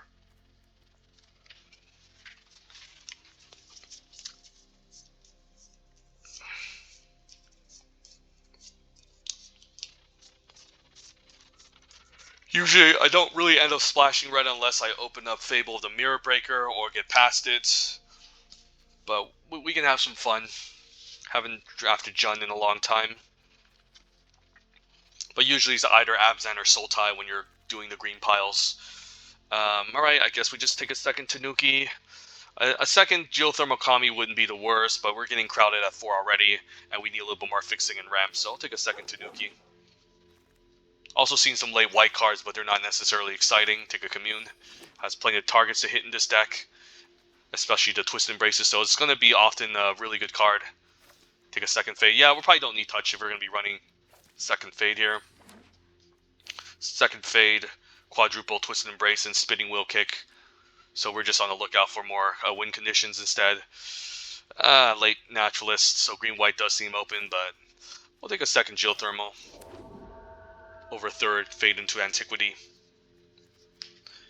Maybe throw a mountain or so into his library, so Hitsuku for Hitsuku's activated ability, and then hopefully we pick up more creatures to round out the deck. So more Virus Beetles, more Okiba Rector Raids would be nice early on.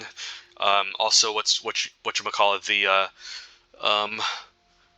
the Gloom Shriekers would be also amazing in this deck. And Gloom Shrieker can also get back Twisted Embrace, which is really cool.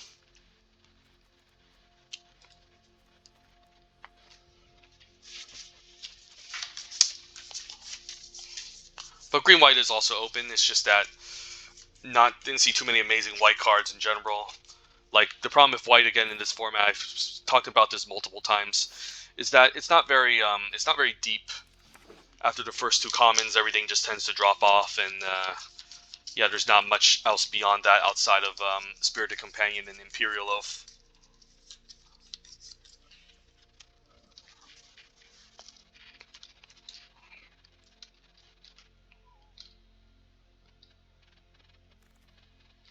And our Season of Renewal pick 11 is pretty insane, so now we can fetch back some of our permanents, including Twisted Embrace, and then this seems fine.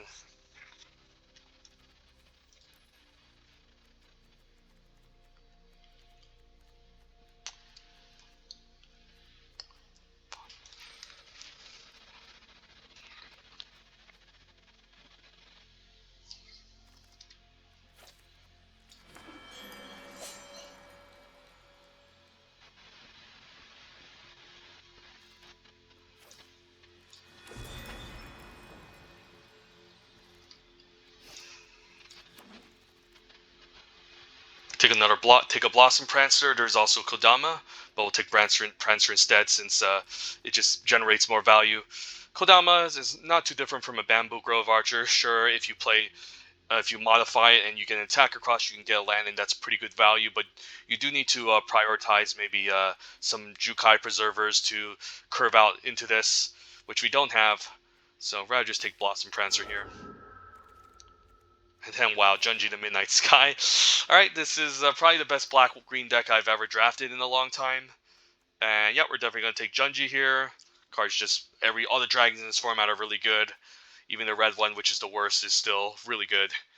And yeah, this is even if this dies, it just generates so much value. It's already a win condition, so yeah, this is just hard to interact with, and yeah, gets you value when it dies. And then yeah, sure, if this dies, like, you can just reanimate Blossom Prancer. You can, or you can make them discard 2 and make them lose 2 life. So definitely an amazing bomb mythic. We opened up AO in the last draft, but we didn't see it hurt too often either. So it's kind of interesting to note. I think I just take an Okiba Reckoner Raid here. Like, sure, we're not an aggressive deck where this is going to be at its best, but I don't know if I can really justify splashing Katose when I have all these powerful 5-drops already. Gravelighter is also okay, but it's not amazing. It plays good with multiple Virus Beetles, which we don't have access to. And then Greater Tanuki, we already have 2 copies, so I think we just run Okiba Reckoner Raid here. Get some of the early game lined up, and take it from there. And then maybe I take a second Fang over Merch Keeper. Merch Keeper actually wouldn't be that bad either. We have a bunch of expensive stuff we can maybe ramp into. It's not too different from Careful Cultivation, though. But it's not like we have that much synergy with Fang of Shigeki over outside Spinning Wheel Kick. So, you know what, I'm gonna... Actually, you know, let's take the Careful Cultivation instead. The fact that we can instant speed this is probably better than Sorcery Speed Urachi. Sure.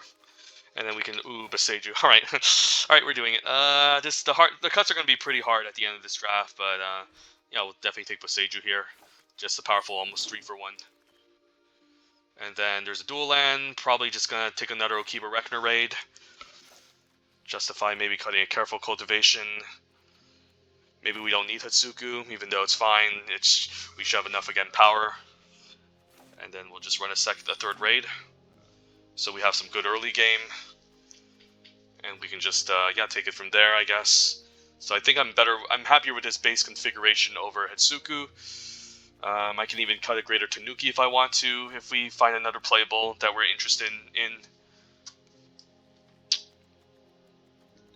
Since I'm not really a big fan of 2 of these, but 1 could be okay. And again, Hidetegu means that we will have to throw in red mana, and it's, again, powerful, but can be awkward if, again, we have so much expensive stuff. Like, sometimes we might be forced to activate this, and we kind of have to exile one of our big creatures, or we just get a land. I mean, I guess that's not the worst. So, also consider it, but for now, I think our deck could just be powerful enough that we don't need it. So we'll see. The removal is also fine in this deck. And the Okibas do play well with the Geothermal Kamis. And then I'll probably just take a Harmonious Emergence here, but we have enough 5s that I don't really care too much. I guess we're still at 22. So there's an argument for just throwing Hidetegu here, and then just throwing in maybe two mountains to round out the deck, which should be kind of fun. I'm hoping we can maybe pick up a dual land that again shares our color. Alright, Bearer is kind of whatever.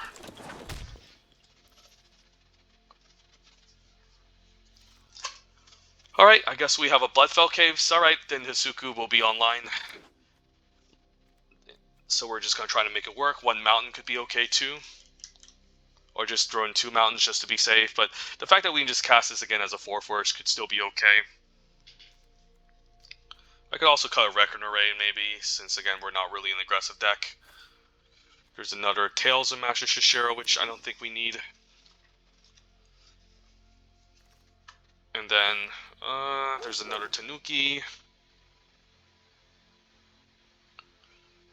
Virus Beetle is also not amazing in this deck. It's still just a good card, right? So you still play it. But I'm also just not liking the fact that it's we don't really have any artifact synergy, and it just doesn't really block well. So maybe I can ditch it and then just run a second Tanuki to fix for Hidetegu. And then we're at 23 playables. And we can take it from there.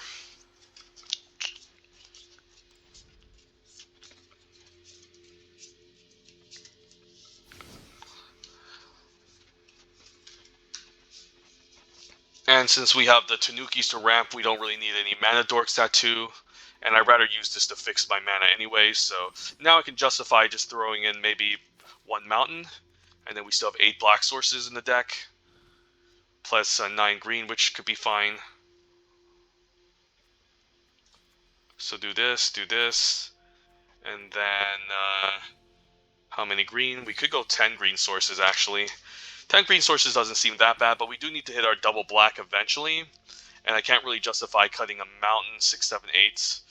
Yeah, we do need to hit double black with the Twisted Embrace in this deck, so I think it's fine just going something like this. And then, yeah, I don't really need this, don't need second season. This is filler. The Death Touchers helps us play defense, but we have one already. And then Virus Beetle, good common, but we don't have any synergy with it, so it's kind of funny how this was our first pick and it's going to stay in the sideboard. But we'll give this a shot, see how it goes.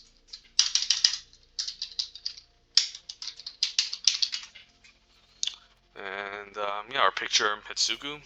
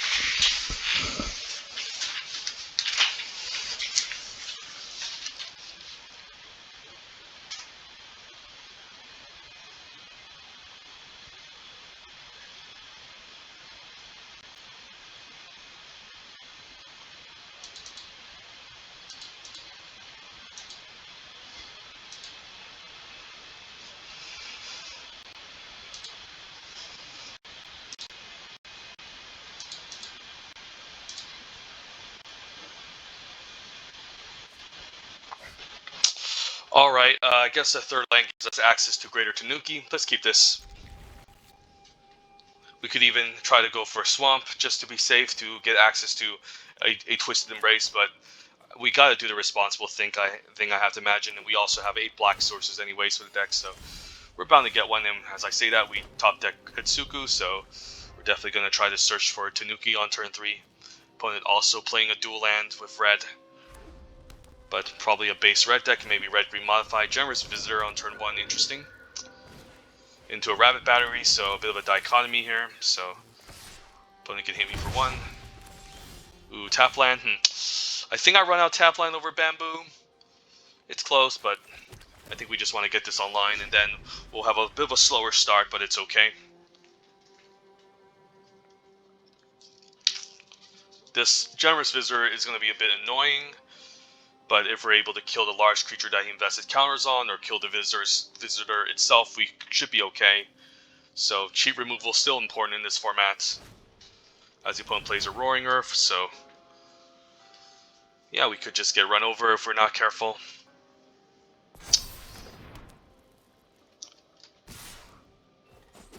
Luckily the opponent missed a land drop, so now we're probably going to play land and pass the turn, channel the Tanuki, get our red mana, and then we can run out Hidetsugu the next following turn, and then maybe set up for Twisted Embrace with the Bamboo Grove Archer. I could have also ran a Bamboo Grove Archer out and then Twisted Embrace it instead, but I think we'd rather just accelerate our mana to be more mana efficient. It kind of sucks that he is getting away with this, but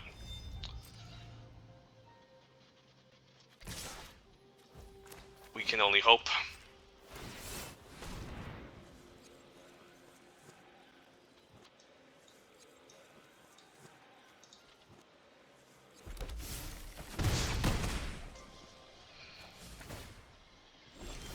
Junji the Midnight Sky is pretty strong, and I'll just play it out here, just because it's mana efficient, and we can potentially trade for something, and we can even bring back the Greater Tanuki if this dies, so I'm fine trading this off if he tries to trade a Generous Visitor off for it.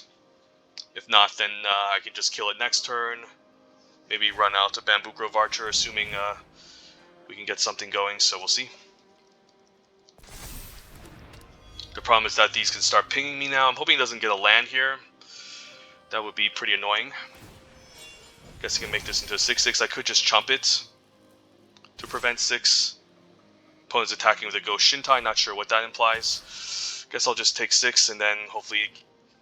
yeah, that's gonna suck, but I'll have to take 6 here. I might just get pinged to death by this Ghost Shintai. But maybe Hidetegu can eventually deal with it, but now we can Twisted Embrace. And then take out the Kami. Run out the Bamboo Grove Archer. Could have maybe Bamboo Grove Archer first, so he can maybe hit for 5. But we'll say go. I don't want him battering on a Ghost Shintai and not being able to block it. This is going to drain for 2 every turn if I'm not careful.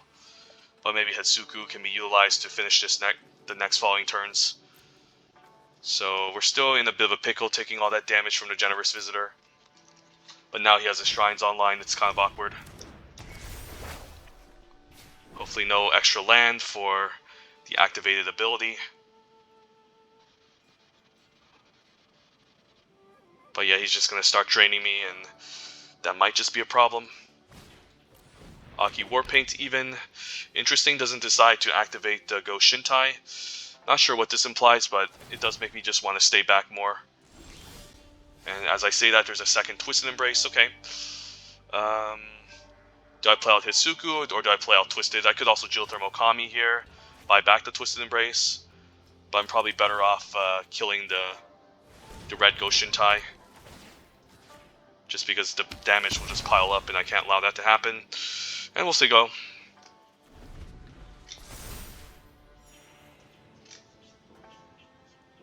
Next turn we can Kami on the Twisted Embrace as well. He can grow this, but then we can eventually kill this as well and take over the game with our removal spells.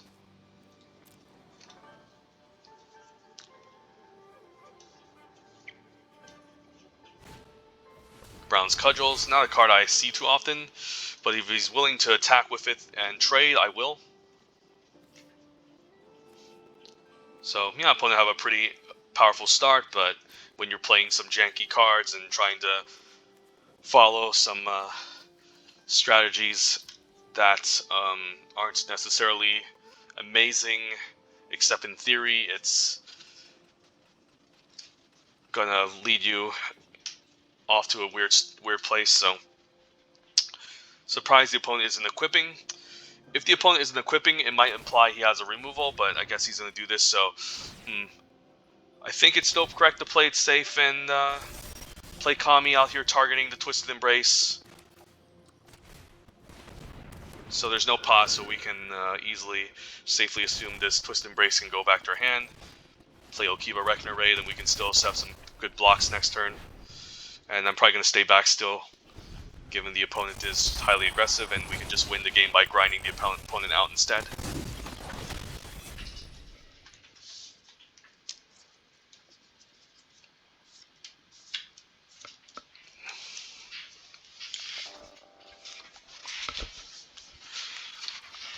Even finding our red mana for Hidetegu didn't really do much this game since we didn't even play it, so I don't know what this is. I mean, I'm still going to double block or triple block this if I can.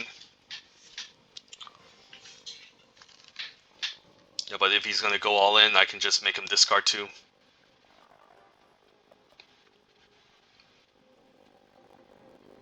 Opponent just passes a turn, we can kill this. Yeah, he's just basically dead. I don't understand the logic of doing this, but alright, I mean, if you want to invest all your mana, have your guy killed, then that's fine. And then I'm fine probably fine trading the Geothermal Kami and take it from there. I'm being a bit aggressive here, and there's a chance he could have a removal spell to punish me, but I'm at 11 life, so I should be okay, and I can always fetch both of these back from the grave. Fetch Kami back and Greater Tanuki back as well. So block, take 6, end of turn we can season, get back the Geothermal Kami, get back the Greater Tanuki, and take it from there. There's also no sweepers in red-green that I need to worry about too much.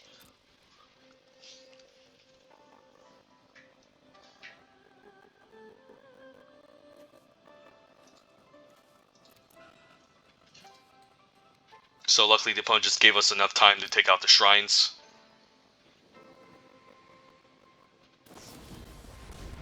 Alright, gets back to shrines, that's fine. It still doesn't do anything. He can play land, grow to Rabbit Battery, replay the shrine, but it's still not going to stop Junji.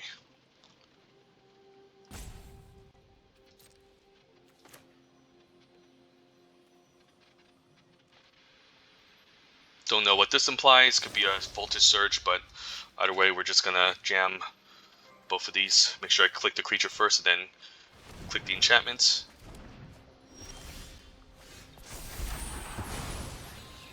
So it could just Geothermal Kami, but if I get a second land I can Geothermal Kami Embrace and play it again. So I'm fine just running out Tanuki. Fine running out second Reckoner Raid. And then smash for 6.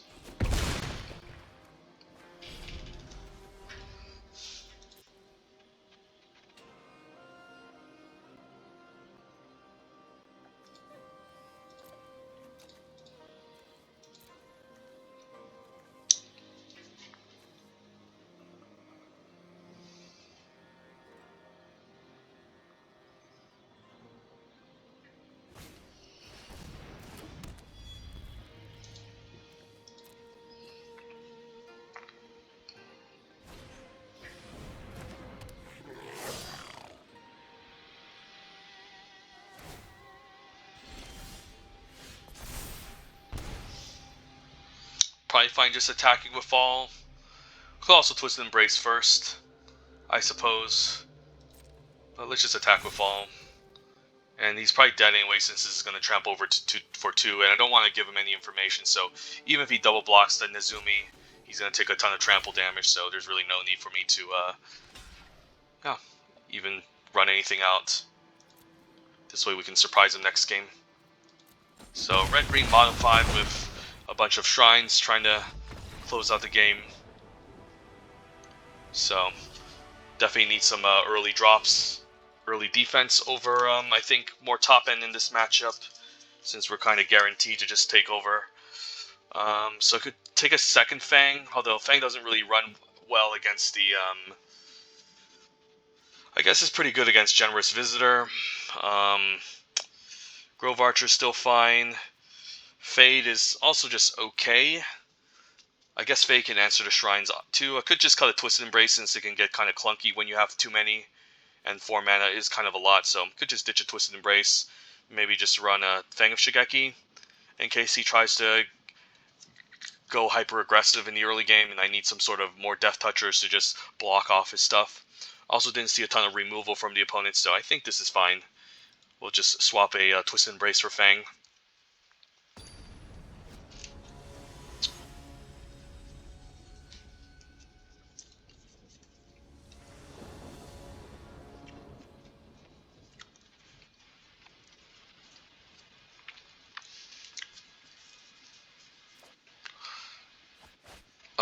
This hand is kind of weird.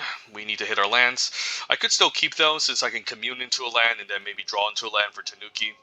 I'll try it. Actually, I mulligan, accidentally mulligan. Never mind, I'll keep then. Now I guess we can bottom Tanuki, since I'm not going to be casting it anytime soon and I have all 3 of my lands, so this is fine. I thought it was a keep button. I would have actually kept that hand, funny enough. Practice, sure, just run out my dual lands. And then next turn we can Reckoner Raid into dual land, and then Reckoner Raid the next following turn.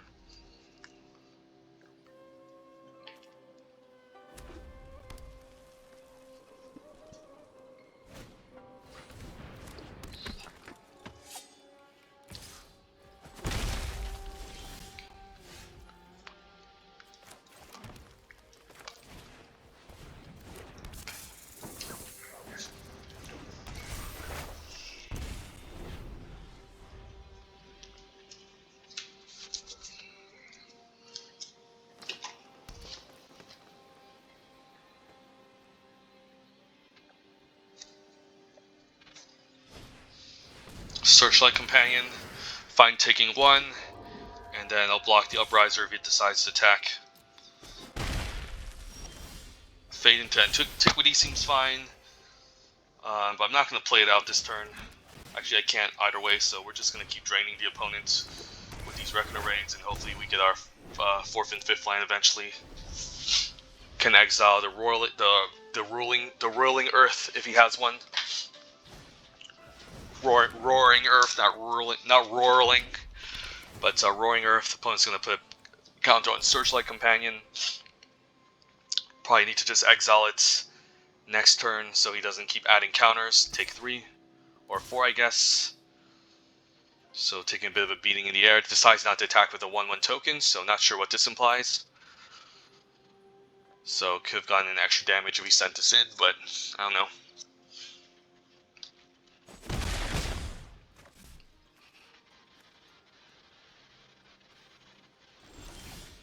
And land is good, so again, probably gonna exile the Searchlight Companion, since this is a bigger problem later on when he top decks lands. So yeah, let's just run out land and fade the Roaring Earth. Trying to pronounce it correctly. Roaring Earth, yeah, Roaring Earth, not Roaring Earth, but Roaring Earth. All right, let's go. No attacks, and then probably stay back here. This can block the bottom creatures. Could just block the 1/1, although he will make a 3/3 flyer eventually. Boseiju, alright, I need to find my Spitting Wheel Kick for that. But dealing with the Roaring Earth is a lot more important, I think.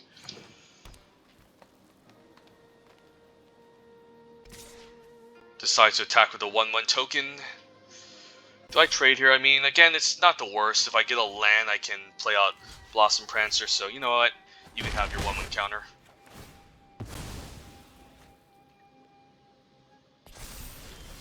And then, yeah, Blossom Prancer here is pretty sweet. Hopefully no removal. And I do need to find an answer to Boseiju eventually. Ooh, my own Boseiju. Yeah, I think that's a lot better than Hidetsugu, I have to imagine. Although Hidetsugu could also be pretty awesome, but then, yeah, Hidetsugu can maybe deal with the Boseiju eventually. But maybe Boseiju is still the better option, since it helps me thin out my deck. And I get to just reshuffle my library for Hidetsugu anyways. And I could next turn play Tails, put a counter onto the Nezumi Road Captain, and attack for 3.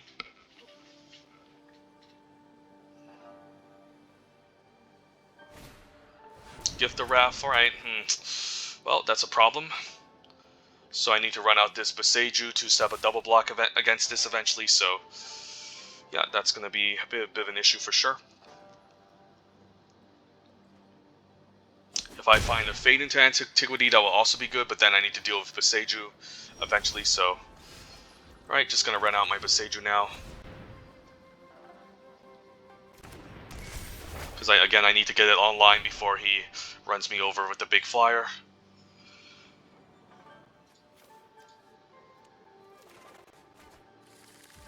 And I probably don't want to attack with Blossom Prancer since he can double block, and I'll lose a second reach creature for the double block.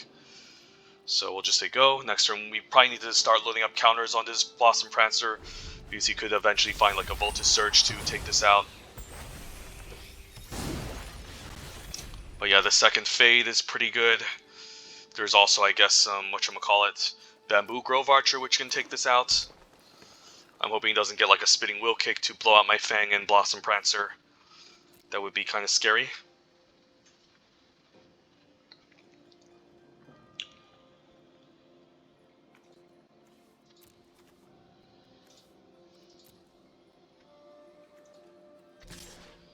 I mean, the opponent didn't have a ton of flyers in his deck, so not sure if I even care about throwing in a Web Spinner Cup for this. Or I guess that was last game. So we'll just take 5. The Death Toucher can hold off the 7/7. I don't know what this opponent is doing. He's holding up so much priority. Wow, that's a lot of damage. Alright, I'll take 9. I guess we're dead next turn. Yeah, I guess we're dead next turn. Is there any way out of this? Not really. If I play out Tanuki, it's not going to do anything, so opponent managed to get us with that Boon of Hidetsegu, so not bad.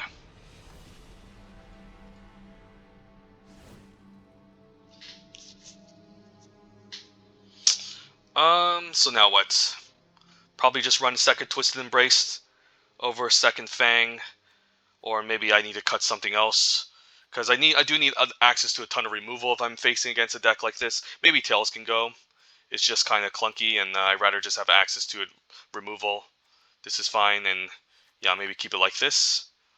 I could also cut the Tanuki.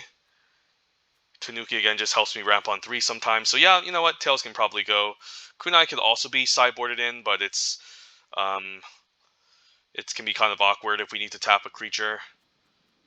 But yeah, let's just try it like this time. Run the extra removal just so we have an answer to the Gift of Wrath creature.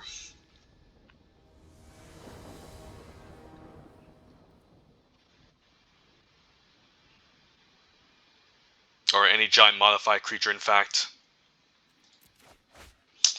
This hand seems okay. We'll keep.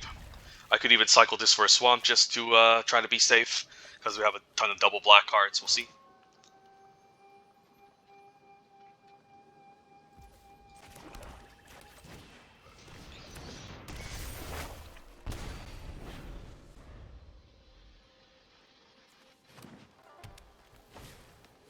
Bronze Cudgels, sure. I guess we have double black now, so we can safely look for red. Could also hold on to it again, which it could be an interesting strategy as well, but kind of down to just cycle this since I have a second one in my library.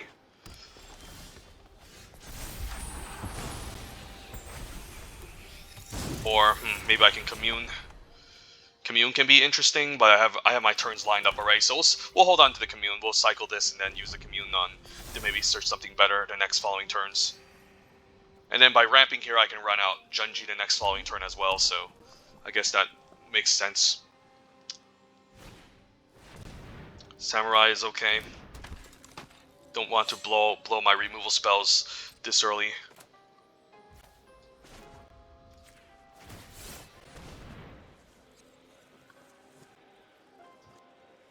Get my red. And I could attack for 2, but again, I'm not really the aggressor in this matchup, so I think I'm fine just running out Junji, and we'll even double block if we need to. So he doesn't really get to free roll me. I mean, I'm trading for the 2/2, but I like trading up here if we set up a double block. And then if this dies, I can just bring back Tanuki. It's kind of funny that the dragons are not enchantments either. If he has Boon of Hidetsegu, he can give his creature +3/+3. So that could be kind of interesting as well. Opponent passes. But we can commune and maybe Twisted Embrace something. Probably take out the Smelter. Equips the Peerless Samurai. But let's lead with the commune.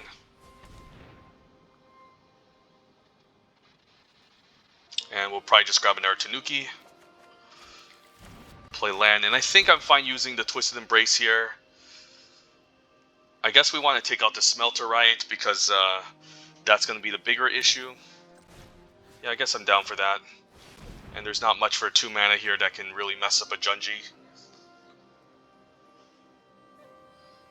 A fight spell won't do it since it's still a 5/5. And then we probably want to take out the Smelter because that can do some silly things with artifacts. And then we're probably sticking back still because again, the opponent is the aggressor, and we're not really looking to race until we can deploy the Greater Tanuki. So we can attack for 6 and then play Tanuki next turn. You can pump this a couple of times, but again, it's going to take a lot more mana than that.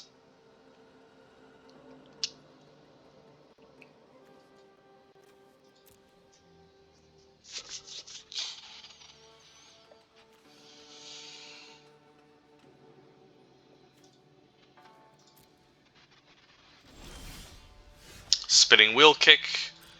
But I think I'm just happy playing out Tanuki. Now I can attack since I'm going to play out Tanuki. And then I might not even double block this Peerless Samurai because it could trade for Tanuki, which I don't necessarily want. It's like, sure, he gets a discount, but he's still going to be taking 6 in the air per turn. And if anytime he decides to attack, I can just swing back for a lot more.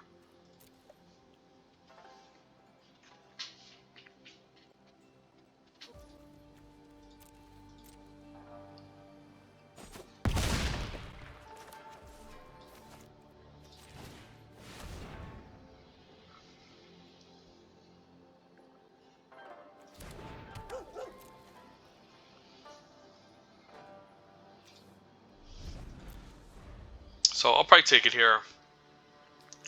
And then if he decides to tap out for something else, we can do something else. Right, if he's going to do that, then I guess I'm happy maybe spinning Will Kick for 2. Although, yeah, I guess we have Faith for Hidetsegu, so I'm happy maybe spinning Will Kick both of these and then attack next turn. And again, there's not much that can mess up a 6/6 flyer. Decides to attack. Okay, nope. Alright, let's just run it out.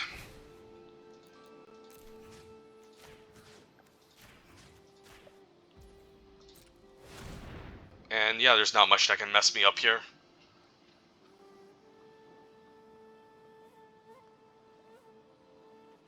And then the Hidetsegu is just going to be too slow.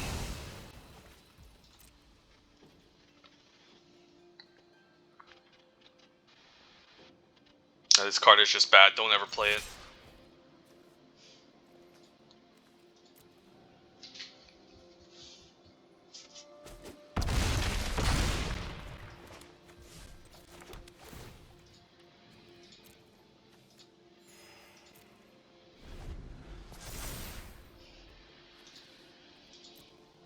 And again, no sweepers unless... I mean, there's no sweepers. Double white is farewell, so we should be good here. I can't think of anything that can save him.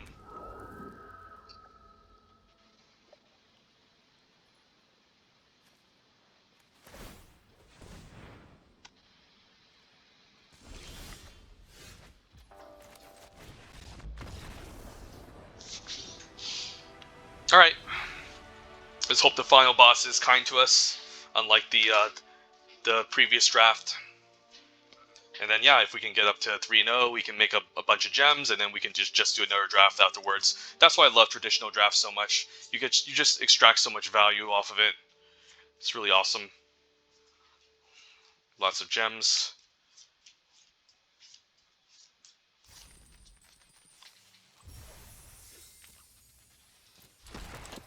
I guess there's 2 games remaining. Never mind. I guess it was another game that we played. Yeah, I guess it's still early. I thought our first opponent was the blue-red artifacts deck, but I guess that was the last green-white. So I guess we still have a long way to go, or a ways to go.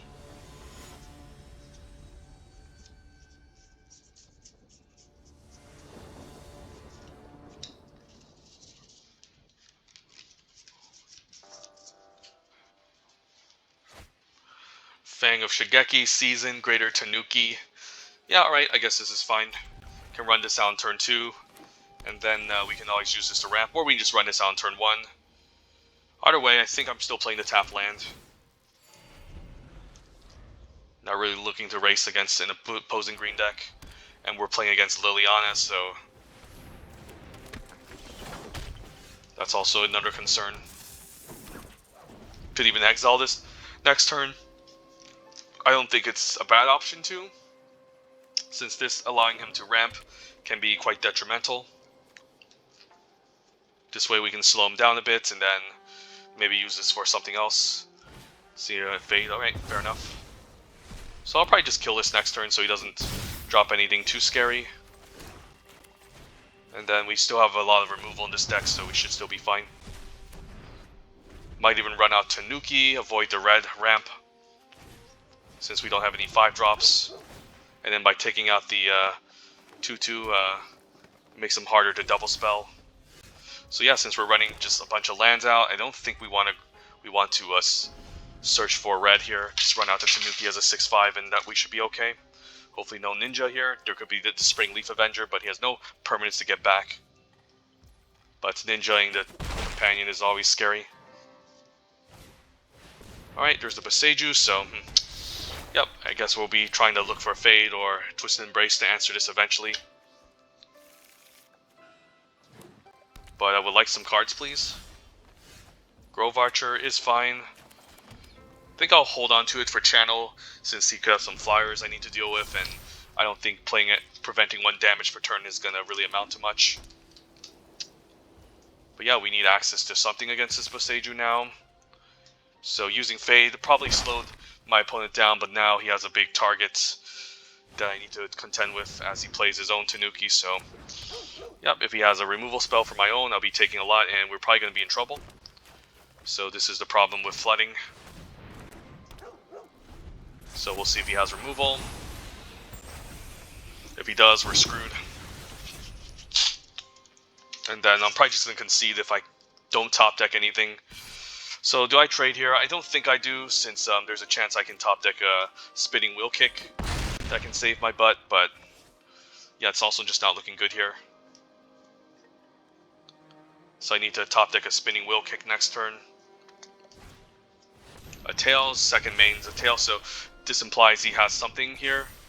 Probably a Rebuke or even a protection spell like Tamiyo's Safekeeping, yeah, and I just drew a land, so we'll just call it. Just drawing too much lands, not enough proactive plays, is not where I want to be. So in this matchup, we probably need to run all the removal spells. How about a second Fang of Shigeki? I don't hate that. Over, I guess, the Bamboo Grove Archer, which is, again, a fine blocker, but probably, since the opponent's playing all these large creatures, we probably want to get rid of it. And yeah, with all the large creatures, I'd rather have Fang. This can still hold off the 2/2 Lifelinker, I guess. But I'd rather just play these early game creatures. And then yeah, we'll just take it from there, I guess, and hope we draw more than just lands. Save our Fade for the Boseiju.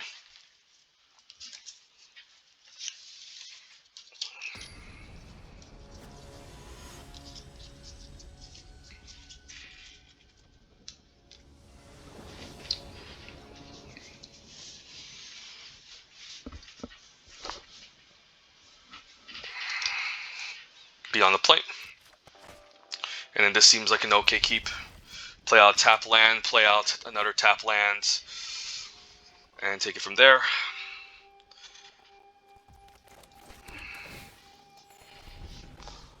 And then we can eventually just double spell again.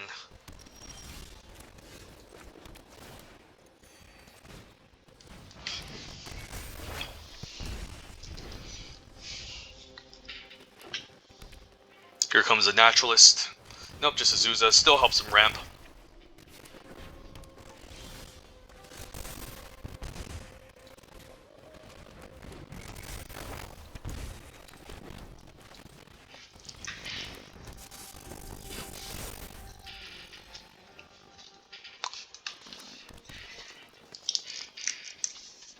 Could see a Fade on my Okiba Rekna raids.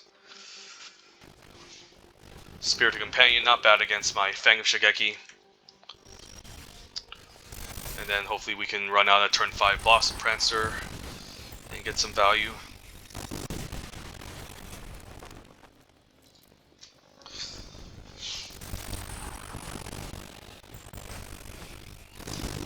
Could see a Boseiju here. Although I mean, I guess he would have played it out last turn, but alright, I guess he top decked it. Since he would have played it last turn, I guess. So we need to find our own Boseiju with this. I guess there's Fade into Antiquity, but we don't have to use it now since it's less mana efficient. We'll use it next turn since the second chapter really doesn't matter. And then, what do we have here? Junji or Blossom Prancer? Junji's pretty good still. Yeah, Junji's pretty good.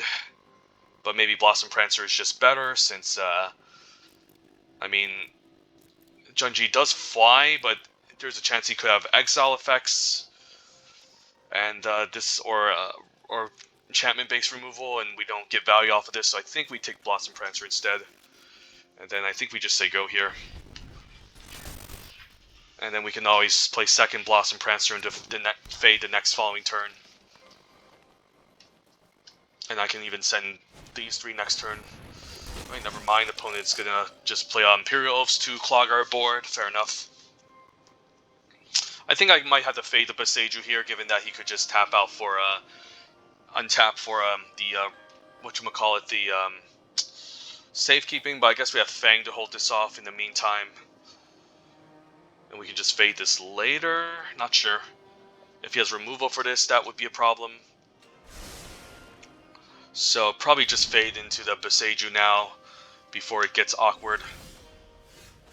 I guess we have second fade, but I think we still fade here.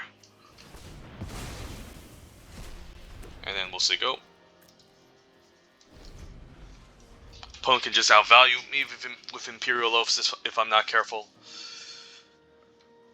Since this is like a 3-for-1, pretty insane card.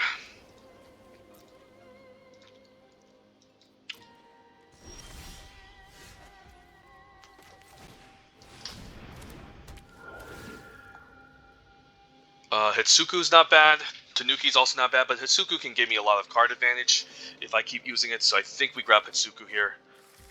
And we run out our lands so we can eventually play Hidetsugu and activate him as well. So that's pretty good.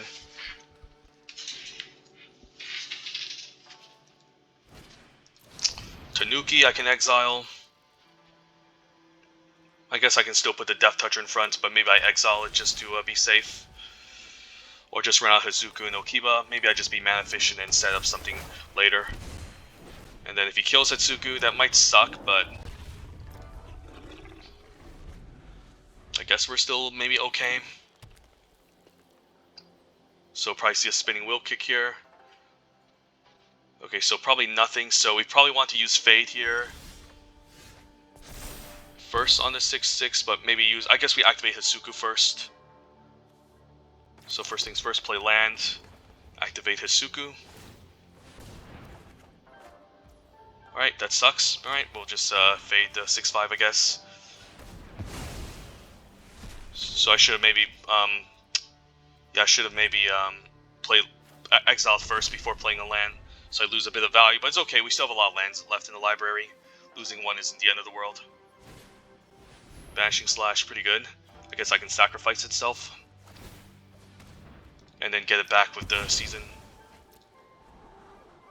Hidetsegu's pretty good, I'll keep it on top.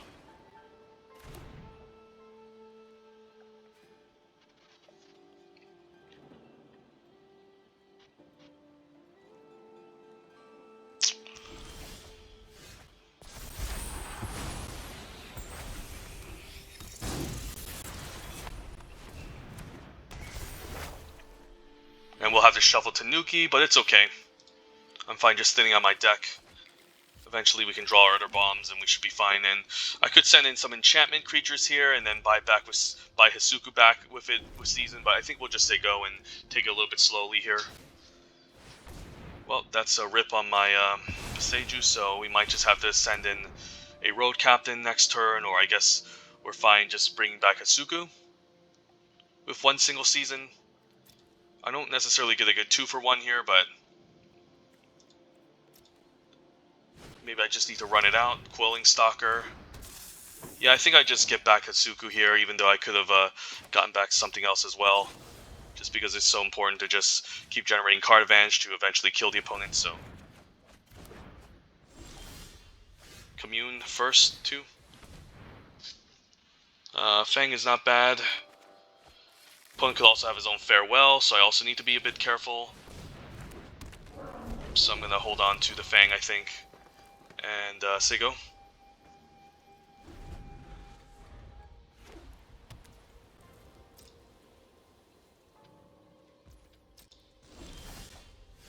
Twisted Embrace isn't bad, but let's activate Hidetsugu instead. Kami is pretty good. And I guess I don't mind Twisted Embrace here, since he just, I guess I might as well play Geothermal here, just to get some value going.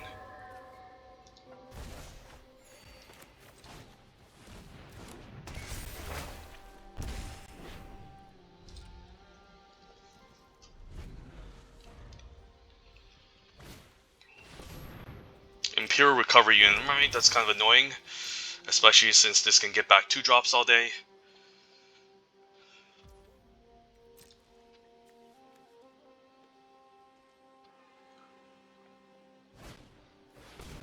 Archer is fine.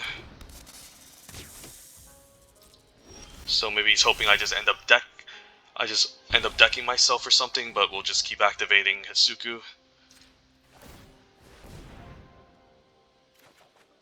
Twisted Embrace isn't bad.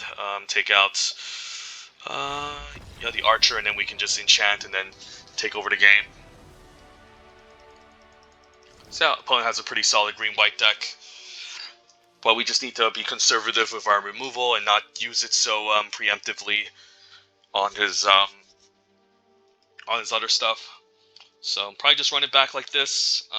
Yeah, with the Tanukis. Could throw in a second season to grind even more, which also isn't a terrible idea. But we should be okay. Could cut the spinning wheel kick for a second season, I guess. Maybe that's fine.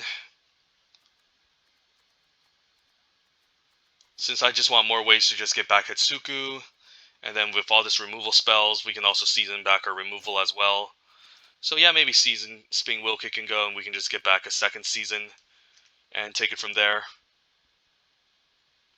And yeah, hopefully we can trade stuff off and just try to outgrind them. We'll see go. And then, I mean, the Tanuki, we're also looking to cycle, so getting back with season is also pretty good.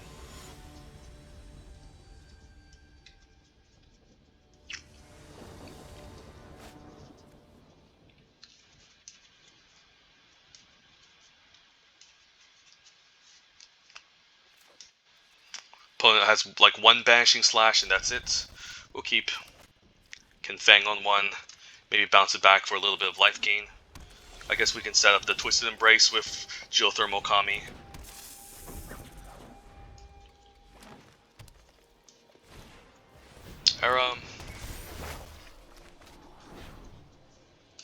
Save the Fate for the Hidetegu.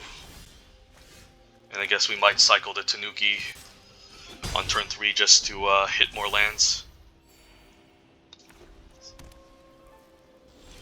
Opponent passes, alright. Yeah, we'll attack for 1. I don't really care about an intervention here. Opponent's going to have a first striker. We can channel this for red mana and even run out Hidetegu if we want to.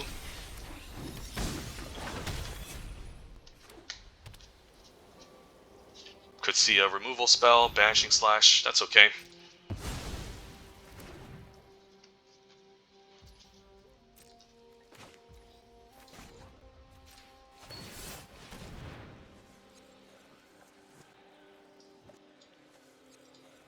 We'll just run out Hidetegu, should be fine. I could also run out Tails, but it doesn't have value, so we'll just run this out. Play land and say go. Probably fine taking 2. He could also have a Coilfang Stalker. If he has Arrest, we can exile the Arrest with Fade into Antiquity.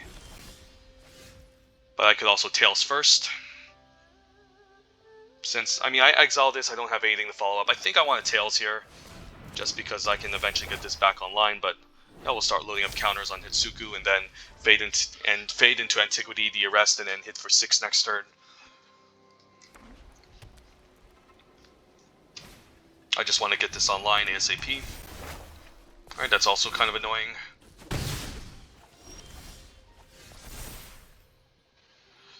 I might just be better off using Twisted Embrace instead. But I think I can fade here. And yeah, let's just use Twisted Embrace so we can get rid of this and then bounce it back with Geothermal Kami the next following turn. I think I like that as opposed to, or maybe I just fade here and attack. Maybe that's okay. And then I'm fine swinging for 6. And this also has Vigilance, which is sweet. If the opponent attacks next turn, I might need to reconsider some things. I mean, I can sack Hidetegu, but it would be nice to have another creature. Hidetsegu, that's a good one. I think I need to I guess I need to kill that with Twisted Embrace later. But this turn I can attack for a lot of damage, 11 even. Guess I can set up the Twisted Embrace into, alright, that's a huge hitter. That kind of sucks. Alright, I'll be taking a lot of damage. Take 8. And then I probably need to set up the Twisted Embrace with Geothermal Kami combo next turn, so he doesn't get another huge hit in. And then which one do I put Twisted Embrace on? I guess the 6. I guess on the Shishiro, because it can then block the his own Shishiro. And then I think we attack for 12. Force a chump next turn, and then we can bounce back the Twisted Embrace with Geothermal Kami the turn afterwards. I can even, I guess, season the Twisted Embrace back and also get back the Fang of Shigeki.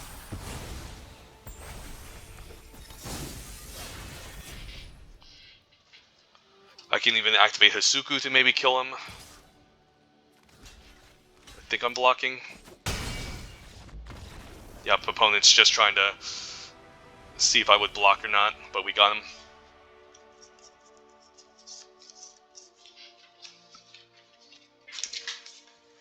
Alright, so that was the second opponent, so just one more final boss, and then we can hopefully get up to 3-0 and do more drafts.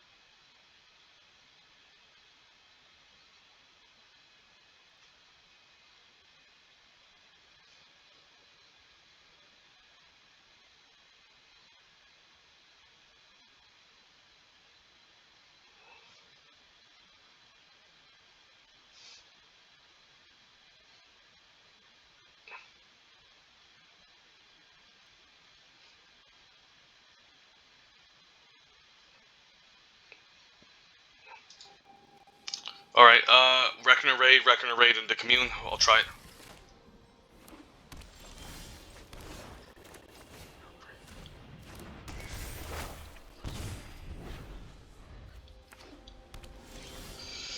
Yep, probably just fine communing here, and hopefully we get a good enchantment. I don't want to really grab a land, although we get a bunch of lands, so I guess we'll find our swamp, since we can find our force eventually later. I hate the fact that this has to shuffle our library back, but I mean, at least maybe we can draw into 2 good playables, since we bought him a bunch of lands, so...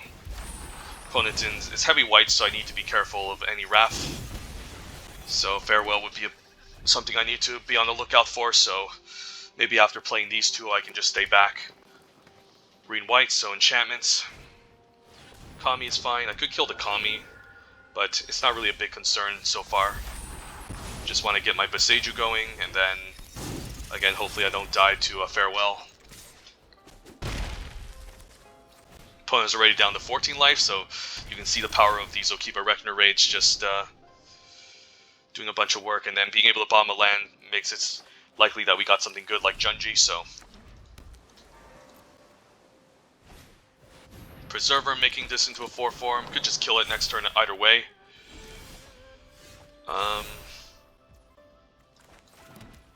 I mean, it's okay. I could also Twisted Embrace and kill it, which is also fine. I think I'm fine with that since he's tapped out. Might as well just run it out now. Kill it and then run out Fang. Because also, I mean, I guess I could run out Junji as well, so lots of options, but I just want to be aggressive and get some attacks in. Maybe this is more likely it baits out a Sweeper. And if he pulls it out now, we still have some follow-ups, so this is a turn to Farewell, and he doesn't have Farewell, so... Alright, opponent's just gonna try to... Just gonna keep grinding us. So do I use the second Twisted Embrace? I guess I do. Or just run out Tails.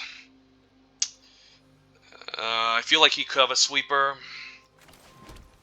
So if he has a sweeper, then I'm fine maybe using a removal spell here, just to get in some points of damage, so this is fine. And then we'll see if he decides to block the Fang. If he does, it implies a sweeper, but by doing this, at least I can get in some damage before he sweeps. But I guess if he decides to concede, he doesn't have the sweeper, so never mind. Alright.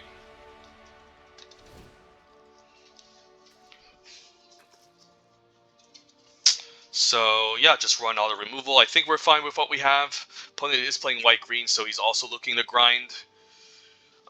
So that being said, do I just cut this Bamboo Grove Archer? I could, because he's just running those Geothermal Kamis. So I think I'm better off with Double Fang of Shigeki over Bamboo. Although there's a chance he could have some big flyers I might need to be careful about, but green-white. But the only flyer green-white I'm really concerned about is the Sky Blessed Samurai, and that's about it. And we have a ton of removal, which can answer too. So maybe just run it back. Could also do the same thing we did in the previous games, just cut the Spinning Wheel Kick, throw in a second season. Maybe that's just a lot better. And just try something like this. So, sure.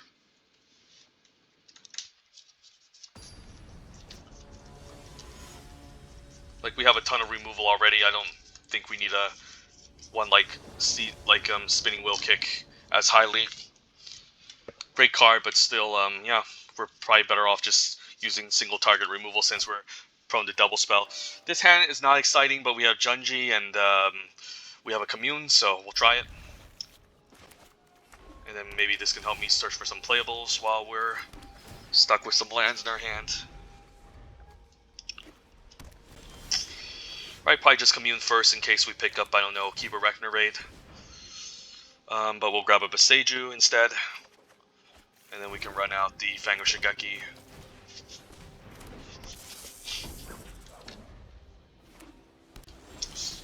Opponent's still not doing much. Attack for 1. No flash creatures on turn 4, but there's an intervention. Fine with intervention on the Fang. It's not the end of the world. Opponent could also hold up a counterspell. Alright, just a 7-tailed Mentor. Not a scary creature, but it is kind of annoying. If I kill it now, he doesn't get to put a counter anywhere. But maybe it's better to leave a Hidetsegu just to get it online ASAP.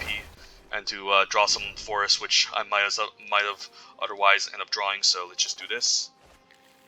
And then, am I fine trading? I think I'm fine, even if he puts a counter somewhere. We have a backup Fang. And, yeah. Ooh, repel on my Hidetsegu, that's rude. Alright, I guess I'll run out Junji then. So, we deal with 1 mythic uncommon, how about a real mythic?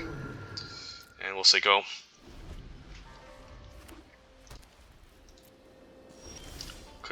Intervention doesn't deal with it, double intervention can. But I think I'm fine either way. Takes it, alright. He could also have a sweeper here, so I might need to be careful. So do I just pass the turn? I guess I'll just pass the turn if he's just going to do nothing. It's kind of awkward just passing and doing nothing.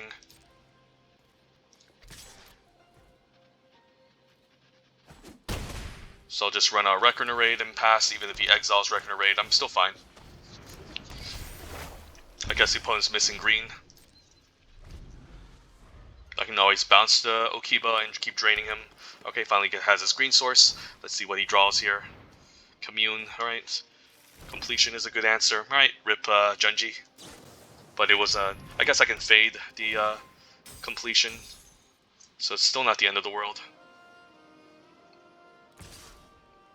I think this block is good.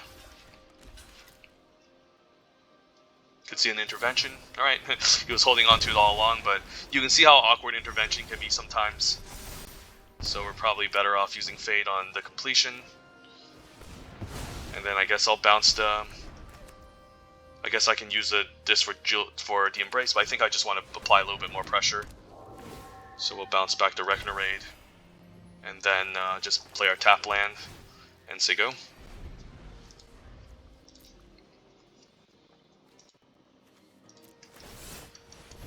Channel Tanuki for his forest, which he couldn't get a hold of. And just a random trash bot, which really isn't much. We'll take it. And then it's probably just game over here, so we'll just run out the Twisted Embrace. I think on Junji, since he'll put in the 6, and then we can Reckoner Raid. Or we can just send both and he's dead, so yeah. Pretty unexciting game, but we got the 3-0, so get some gems, and then we'll just run a second traditional draft, hopefully get another 3-0, so I can make up some of the gems I lost in the previous matchups, and we should be good.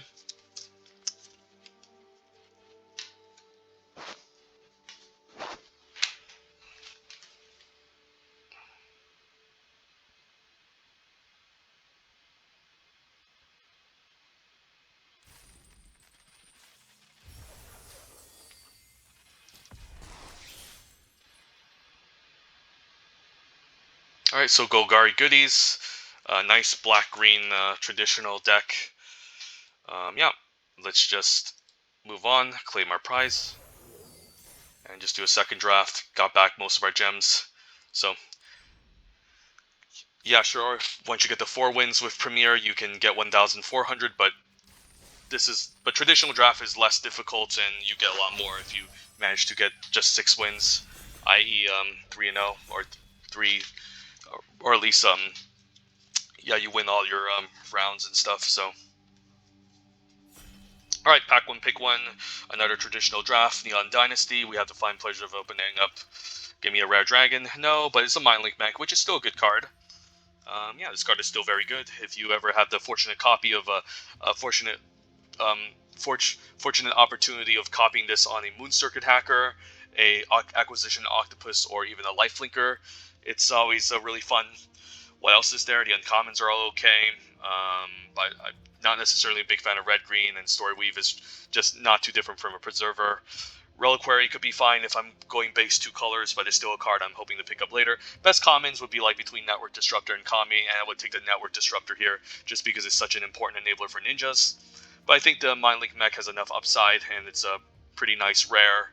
Also, Crew 1 isn't too difficult. I'm just going to take it over everything else in this pack. So, take a Mind Link mech, hopefully set up a blue base ninjas deck.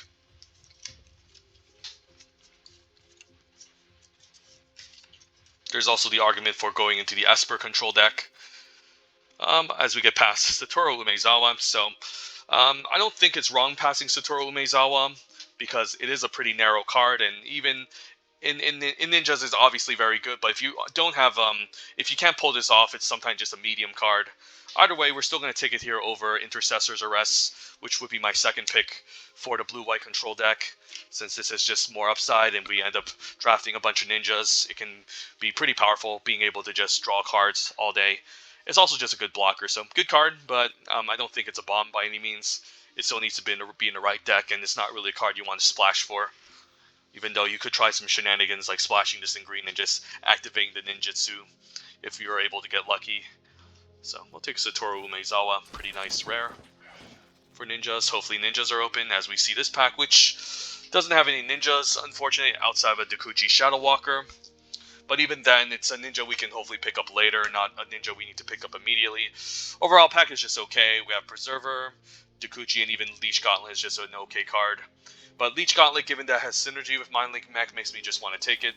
And it's just a decent 2-drop, you know, 2/2 Lifelink is always nice in any deck. And Lifelink is good. There's also Mobilizer mech, but not a very good card. Crew 3 is not very easy, and then you don't really want to build a deck with a bunch of vehicles just to enable this. Fall of Lord Kana is also kind of awkward at times. Pretty good against opposing green control decks, but pretty bad if you're facing against the aggressive decks which are low on curve. So this sometimes misses, and that can be kind of painful. So we'll just take a Leech Gauntlet, stick with our colors, and again, good synergy with Mind Link mech. So the Dakuchi Shadow Silencer is an okay ninja, but it's not by any means incredible. It is a sign that ninjas could still be open, but I don't want to take it here, and I'm happy even shipping this, and if someone else gets excited seeing a Dakuchi Silencer, that's fine with me. So this is a kind of an interesting pack. We could take a dual land. There's a chance we end up maybe black-green base green multicolor, since we're seeing some green cards here. I guess there's also Arrow of Enlightenment I could even consider here, which is also okay, but it doesn't share any of our colors, and we're kind of slanted towards the ninjas deck. I don't know. Either way, maybe I'm still fine taking the Silencer here because everything else is just kind of medium, and I don't really have any good setups for a green deck or even a white deck, so we'll take Silencer. Maybe there's a chance we end up playing it. It's still a ninja, so there's some ninja we can pull off some maybe ninjutsu synergies with it. Now there's High Speed Hover Bike and Searchlight Companion, both comparable in power level, I think. And when in doubt, you just take the cheaper card. Both are pretty good in the ninjas deck. This can still, crew run isn't difficult for this, and it also just taps something down when it enters the battlefield, so pretty good to ninjutsu back, and it's just cheaper than Searchlight, so could justify taking this over this. So sure, let's take a high-speed hover bike. And another Silencer, although, again, not an exciting ninja. Probably more happier just taking a Dismal Backwater here just for more fixing. And then the rest of these other cards are medium. Armguard Familiars, Papercraft, quite fine 2-drops, but nothing exciting. So we'll take a Backwater. And then, Acquisitions Octopus can be kind of fun. Although there's Inkrise Infiltrator and Shadow Walker and Roadside Reliquary in this pack, so this pack is stacked. Could just take Infiltrator, honestly. I guess Octopus with Mind Link mech can be kind of cute, so sure, why not? Let's take this instead. Has a little bit more synergy with what we're doing, and if we're going to be in blue-black, this is going to be at its best in blue-black anyways. And outside of that, hopefully we can pick up an Infiltrator later, or Shadow Walker. But it's not like we're missing out on 2-drops by any means, and this can be kind of cute with Mind Link mech, so we'll take Acquisition Octopus. And maybe take a Puzzle Maker here. Don't really have synergy with Geothermal Kami. Highly doubt I'm going to be in blue-green since I don't like blue-green as a color anyway, so just take a Puzzle Maker in case we need a 3-drop Enabler, which I'm hoping not to do. And then we'll take a Roadside Reliquary from, I think this is our first pack, right? I think, yeah, I guess this is the first pack. The other stuff didn't wheel. The Network Disruptor didn't wheel, so someone else definitely took it. Take the Reliquary still, hopefully pick up some Modern Ages. And yeah. And the Kami Restless Shadows could be interesting too. Could use my first copy. Armguard Familiar is a fine 2-drop, but we can pick up one later. But Kami can be pretty cool since it can get back Satoru Umezawa and other future ninjas. So we have a pretty good base for a blue-black ninjas deck. And we didn't see too much else in other packs. Didn't see any amazing red or amazing green. Saw a bit of white, but none of those cards were particularly amazing either. So I'm hoping we can just stick with blue-black and just force it, in a sense, after first picking our Satoru Umezawa, but we'll see. Ooh, Shadow Walker. Alright, that's a good sign. Pick 4. I mean, last pick, and then here, we're just going to take Modern Age, Replication Specialist. Can be cool and all, but it's kind of expensive to set up, so it can be kind of clunky and awkward in an aggressive black deck. Modern Age is probably the best card in this pack overall, and gives me a nice 2-drop. Just good in any deck, including ninjas. Helps us filter, just a good card. And then there's this pack, but we're just going to take Circuit Mender. Happy to at least see this, since otherwise we would have considered moving into green with this pack here. And then if Circuit Mender was in this pack, I'd probably just take Spinning Wheel Kick or Season of Renewal. But luckily Circuit Mender just goes good in any deck and fits perfectly in ninjas, so we get past a reality chip, which unfortunately I gotta take over a Network Disruptor. I mean, I wouldn't say unfortunately, because this card is just busted, and if you ever reconfigure this right away and just draw a bunch of cards on the top, you can just take over the game. So sure, I'll take it over Network Disruptor, which kind of I'm hoping to wheel, but reality chip is a bomb, so we'll take it. And there is Kappa Tech Wrecker, which is also Mythic Uncommon, but there's also a Blue Ninja, which we're going to take here being Moonsnare Specialist. I've actually splashed the Springleaf Avenger once in a blue-black deck, and it was still fine. The Kappa, I feel like it's better off in green anyways. In the base green deck, it's still being splashed anyway, since it doesn't deal a ton of damage, and it's more of a nice kind of a removal spell. That's a good blocker, and it plays better in a more defensive deck.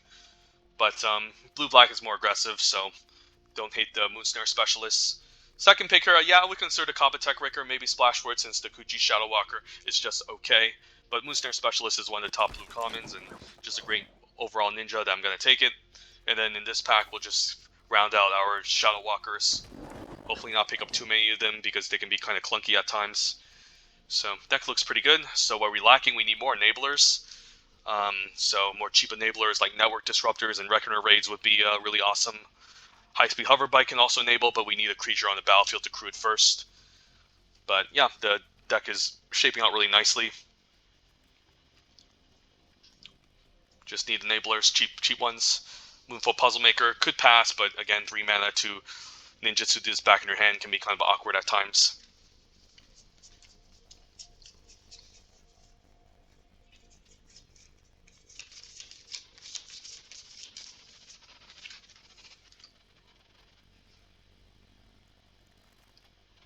Alright, not much here. There's a dog.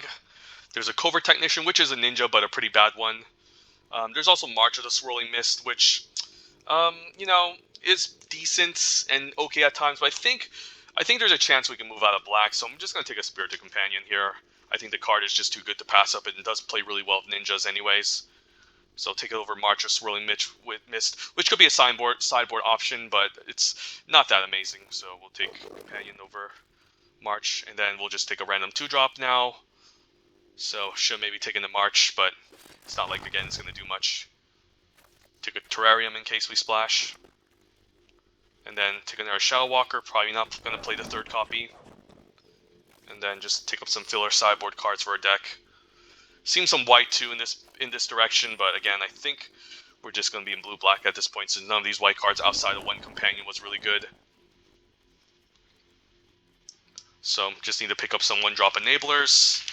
So hopefully get some Disruptors, some Okiba Reckoner Raids for this deck. Otherwise, we're probably just going to be a more slower version of the Ninjas deck.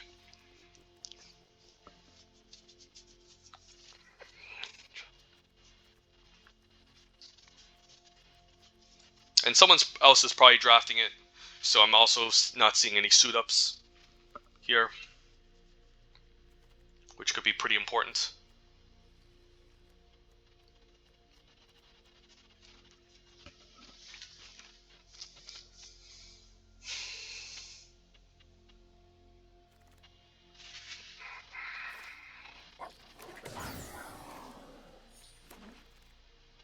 Ooh, Behold the Unspeakable versus Inventive Iteration versus Silverfur Master versus Virus Beetle. Man, I think it's Inventive Iteration. Looking at the 17 lands data, both Inventive and Behold the Unspeakable are close. Actually, in terms of power level, both aren't too far off, but this is easier to cast, I think. And looking at the data, they're both. I think Inventive Iteration beats Behold the Unspeakable by slightly. This is one of the top 5 cards in this format. We also have a bunch of artifacts we don't mind getting back from the graveyard. So, and then you still get a 3/3 flyer. So I'm going to take Inventive over Behold, but Behold would easily be my second pick over Virus Beetle. But this pack is stacked. Hopefully we can wheel one of these cards. But we'll take an Inventive Iteration here. And it also bounces a creature immediately, so nice. So it plays pretty nice with an aggressive blue-black deck. And then we'll take a Searchlight Companion here, since we're kind of lacking those enablers over pretty much everything else. Long Reach is excellent. There's also a Searchlight Companion too, so it's between Long Reach and Searchlight. In terms of power level, I do prefer the Long Reach more. And we already have a Searchlight Companion, and our 3-drops are kind of stacked. So I'll argue taking a Long Reach of Night here. It's pretty good. And if you ever ninjutsu back a Long Reach is one of the best feelings in the world as well. Just being able to just recast it to make them discard even more.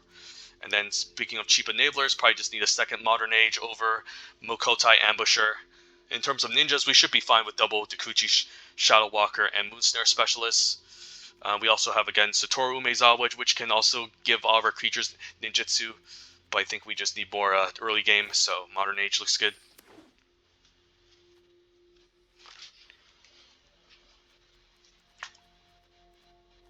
But I really want Network Disruptor in this deck.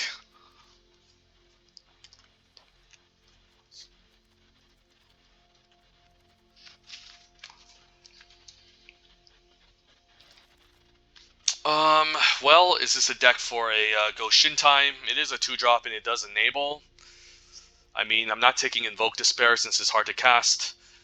I mean, it is an enabler, but it's a pretty bad one if I need to play just to enable it. I think we're just going to take Planar Incision as a card that's most likely just going to be our 23rd playable or even sideboard option. So take it over Invoke, which I'm definitely not going to cast in this deck. Take another Specialist, so sure. And probably just take a Kunai here over Iron Apprentice. Unfortunately, we're probably not going to get our 1-drop enablers in this deck, but again, should still be a fine deck. it's pretty strong regardless. And even though we're not gonna again ninjutsu right away, it's still gonna be fine. We can still ninjutsu our 2 drops and 3 drops and it's still okay. Mostly our 2 drops with the modern age and hover bike.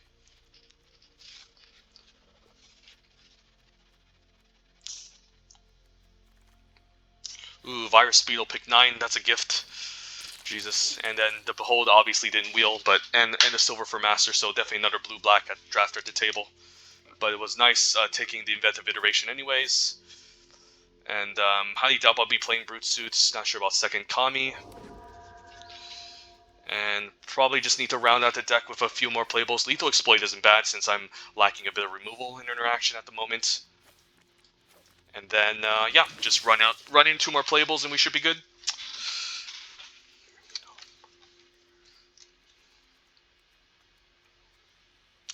So we can try the Planar Incision, the Silencer, the Moonfolk Puzzle Maker, even Sabai Trespassers could be fine.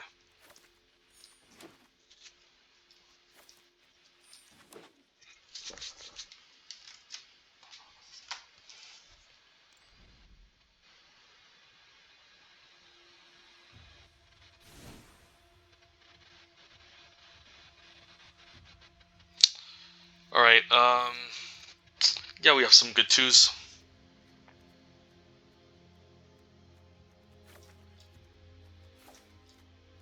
And then now what? Probably don't need this, probably don't need this, probably don't need any of this.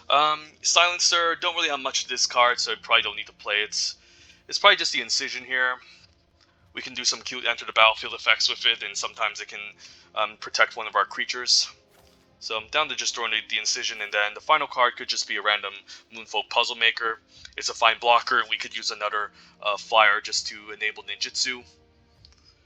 Return to action could be kind of cute as well, but it's a little bit more situational.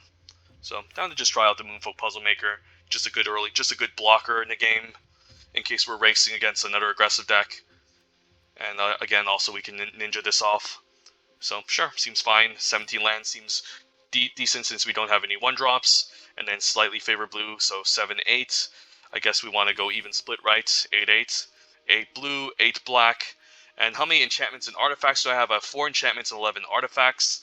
So do I run the roadside? I mean, it's not the worst. I mean, drawing 2 cards off of it isn't bad, and I think we should be fine. So with the dual land for the mana, I guess this is no. I guess I need to be heavier blue. So let's add in the blue actually and cut a swamp. So we want to be 8 black and then 9 blue makes a lot of sense. Right, sure, and then we'll run the Roadside Reliquary for more value. Let's give this a shot.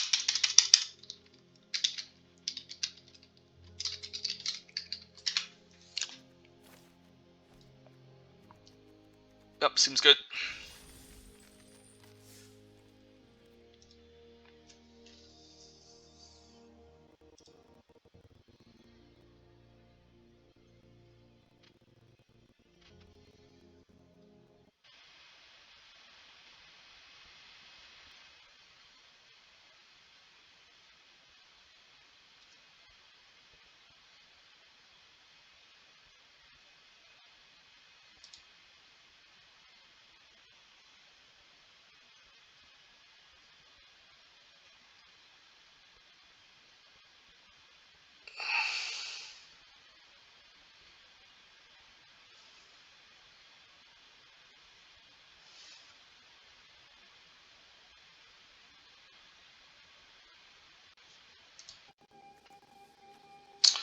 Alright, could just use a land and play Mindlink Mech. I mean, this is a bit of a clunky hand. We do have Inventive Iteration so far, but we don't have much to play out. I think it's a mulligan. This hand also isn't much better, so I think we need to go down to 5. So we'll go down to 5, and alright, we'll keep this. And probably bottom. So Modern Age can help me get rid of some lands. I guess, I mean, I can still run this down turn 2, or I'd rather just play the Modern Age, so maybe Leech Gauntlet can go, and Shadow Walker can go. And try it out like this, maybe Shadow Walker first in case. Probably need to keep Mindlink Mech to maybe get something good, so we'll see. If I end up flooding, then I'll deploy the Modern Age. For now, yeah, let's just run out the Virus Beetle, run Mindlink Mech, and then the next following turns we can Modern Age and discard some lands. Opponent's going to do the Shrine thing, so he might just mill us. And we don't really have any ways to recur, but we should be fine. Right, that's kind of annoying, sure. Build some lands. It's a cute strategy, but I'm not sure if it's something you necessarily want to do. So now this can still block the 0/4 if he tries to do any shenanigans with ninjutsu. And I'm happy that he's deploying his hand, since I can just long reach. So first things first, let's play land. I think we're fine crewing and attacking. Opponent keep up mana, so this could imply something too. Yeah, it's pretty awkward that he's keeping up mana, so I probably don't want to attack here. Huh. Yeah, decides not to mill me. That's really awkward. I think it's a suit up, so I'll cancel instead, and we'll run a long reach of knights. Yeah, I feel like there's a suit up here, since he's keeping up his mana, and yeah, it's kind of awkward that he also just didn't mill me. I mean, if he has suit up, he could still at least pay for it, but all right, destroys his. I guess he can buy it back with the Season of Renewal, which he's planning to do. So that's very interesting. Right, decides to completion my 4/3, so he had it all along. So I wouldn't even been able to attack with it. So hold on to my lands, and then we probably just want to run out Modern Age here. Discard a island, although I do want to hit my 5th land, but it's still a little bit too ambitious, I think. We'll run out the Leech Gauntlets. Although it does nothing either, so maybe I should have kept it in my hand instead. Kind of interesting. Yeah, I should have maybe kept my land here. Springleaf Avenger. Nope, just a Moon Circuit Hacker.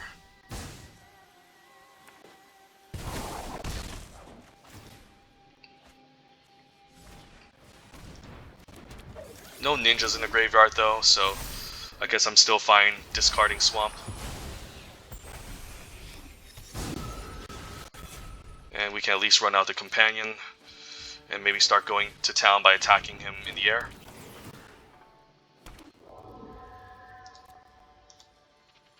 But we're able to discard some lands and prevent ourselves from flooding out too much.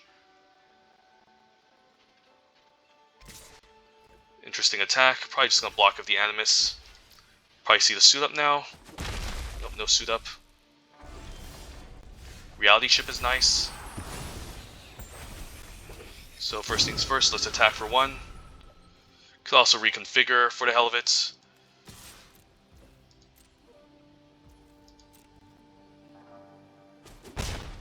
And then, yeah, see if we can reconfigure this next turn.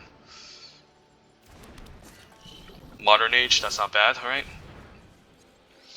I don't think I'm going to play on Modern Age next turn, so I think I just want to reconfigure and get some lands going.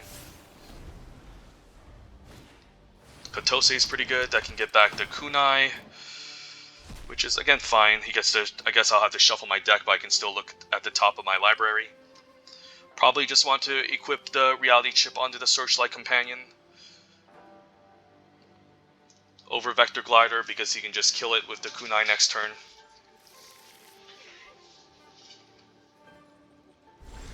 Inventive Iteration is a nice one. So now what? I could reconfigure, but I still can't play anything. So I guess I can bounce the Runaway Trash Bot back to his hand and hit for 3.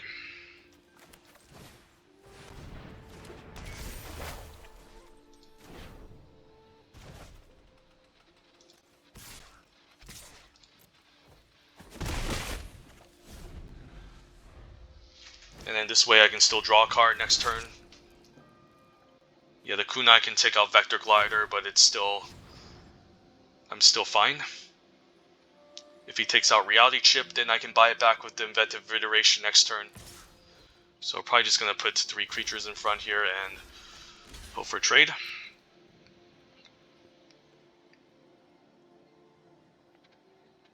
I just don't want a ninjutsu. Oh, if he blows me out the sentinel, that's still fine, I guess. Right? Sure. I just don't want to ninja this thing. I guess I could get back Virus Beetle now. I mean, what artifact do I want to get back? The kunai isn't the worst, since I can always use kunai to equip and then use it on defense. Virus Beetles is also okay, but I think I just want the kunai. I could reconfigure, but it doesn't do anything. Let's just run this out. Equip on, I guess, the 1/1. And then I guess we'll just play this out, and then I guess he can free roll me with Katose, so we'll just say go. And then again, just block, and then before damage, use the kunai to finish off Katose before he does any other weird shenanigans on us. Opponent's in a Sultai base deck, but playing some interesting cards. So he's like a ninja's deck, splashing a bit of green. Crashbot is again fine.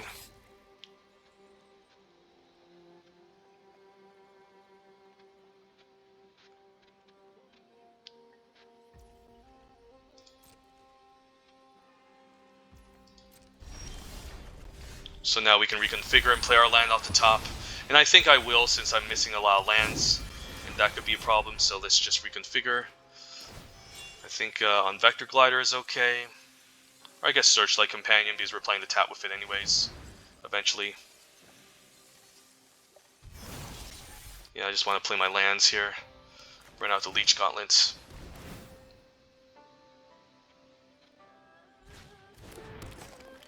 And then, yeah, we can just say go.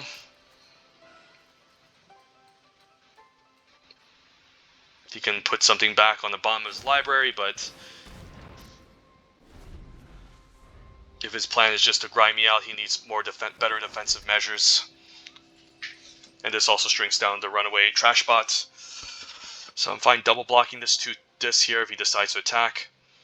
And then if he has another trick, we still get to just use Reality Chip to try to take over the game. Because I don't want this getting ninja'd. That's like the worst feeling. He can just replay it and then go off with it. So I'm just going to double block here. I could triple block too. I suppose that's okay. I can always, I guess this is okay. It's much safer. He can run out of spells again, but it's still fine just getting rid of it. And then, yeah, we can just run out more lands. And then, what does this do? It gets back only creatures, so I guess I can ninjutsu here. Let's move the combat. Attack. And then we can specialist.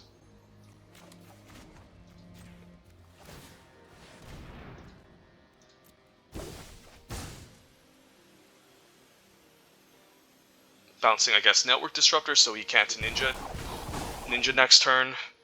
And I can still block everything on the ground, so this is fine. Yeah, this is only creature, so I was thinking about the Mind Link mech, but I can't do anything about that anyway, so yeah, we'll just run out Modern Age and hope we don't end up getting milled.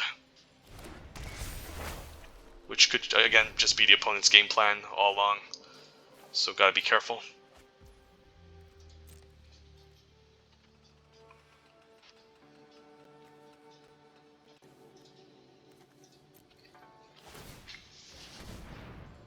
Oh, I guess he can shuffle back Katose, forgot about that, but again, it's not on the top of his library. If he can shuffle his deck, that's kind of annoying.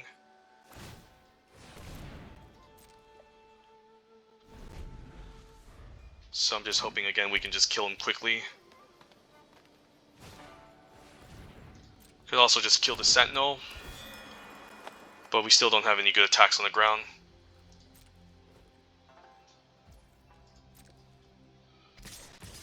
Guess I can then take out the Moon Circuit Hacker instead. And then if he ninjas the Runaway Trash Bot, I'm fine with that exchange.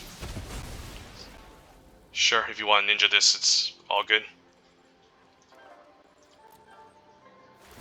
Alright, another Moon Circuit Hacker. Alright, sure.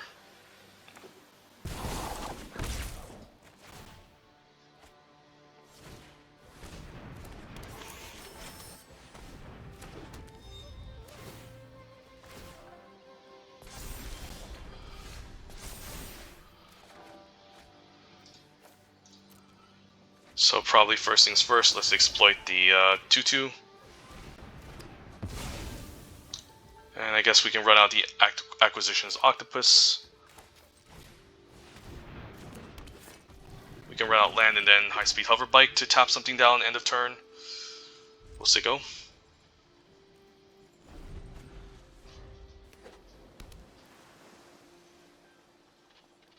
So I can tap this down and then crew the hover bike to block the 1-1 if he goes for it.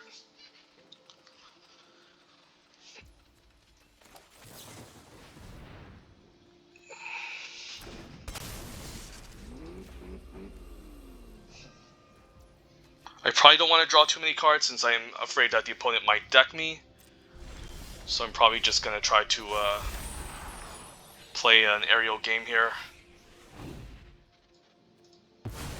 And then just run out the Moonfall Puzzle Maker.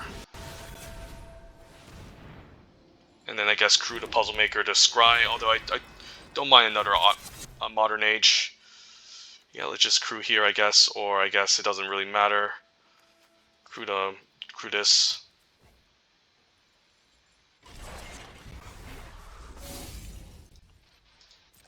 And I can just attack with these two. If he trades for my Searchlight Companion, I'm fine. I'm fine just reconfiguring again, so it's not the end of the world.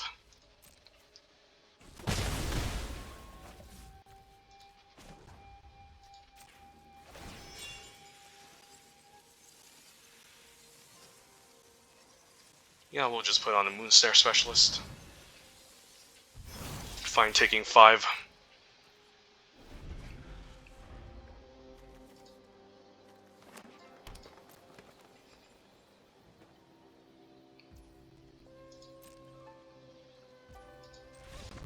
And yeah, there's just nothing. This opponent is just running ninjas with a couple of shrines and random artifacts.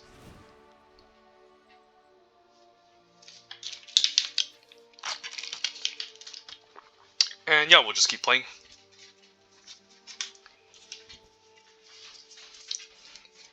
Even mulled to 5 and we won that game, so I think it was mostly to the part that Modern Age gave us a lot of value.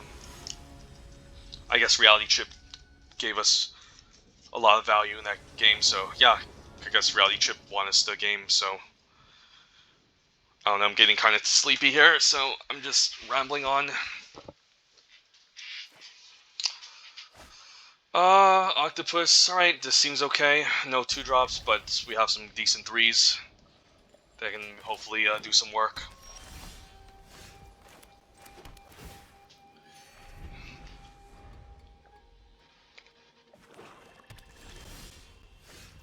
I'll just run out the Reality Chip here.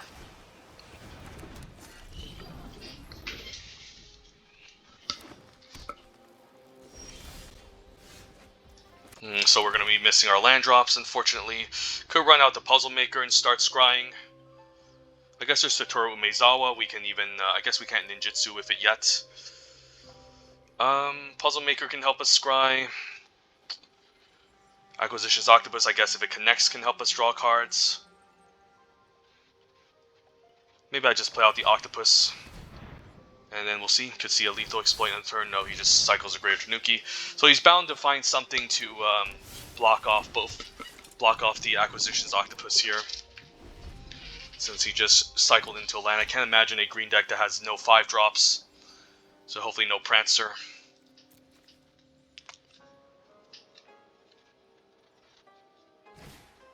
Emergence, that's not bad too. Alright, I guess I'll take it.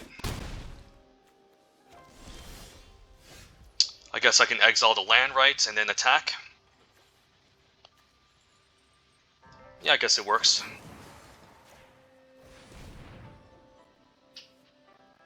No safekeeping, please. Alright, that's not bad. So the enchantment falls out, he gets a 1/1 counter, and I can attack and draw a card. So I can hopefully get out of this screw, which is probably just going to cost me the game here. So Incision is a pretty good answer to this Harmonious Emergence, funny enough. Hopefully not a second one. Network Terminal, alright. Into nothing? Alright, that's not bad. Guess I'll lead by attacking. Hopefully no flash creature, nope. So we can play out our lands at least, and then I guess we could just run out one Modern Age and take it from there. I mean, I could also equip here, or run out Mindlink Mech, equip. But I think Modern Age could be fine. And then I'd probably just discard the Leech Gauntlet, since again, it's just an okay card. Although if I run out second Modern Age, I don't want to really discard anything. But maybe I do. I don't know, it's kind of questionable. Maybe I do just ditch the Leech Gauntlet and then run out second Modern Age and discard maybe something else. Just a completion, sure. I do have Moonsnare Specialist to bounce this eventually, so. Alright, I think I need to keep my lands. Maybe Moonfolk Puzzlemaker can go. And then maybe we can discard 2 lands next turn, assuming we get them. But I do want to get these Modern Ages online. Shigeki, that's a problem, although I could just use Kunai to try to kill it. Please behold, so I gotta kill this immediately before he tries to get everything back. So first things first, let's discard, I guess. Yeah, I guess the Shadow Walker can maybe go.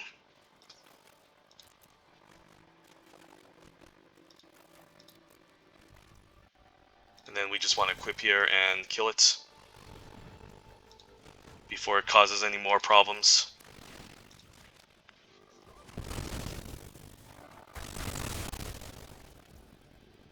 And then, yeah, Sego. Can Moonsnare Specialist my own reality chip. Katose, well, that's a problem. He can get back. He can get one of my creatures here, like Shadow Walker would be an issue. Incision is not bad. He can also use it to flicker Katose and do a lot of other silly things with it. So yeah, his rares are going to steal the game here. So the opponent's deck wasn't really that bad at all. He just drew into some crappy things. Hardcast Moon Circuit Hacker. Alright, so what do we do here? Probably fine bouncing the reality chip back.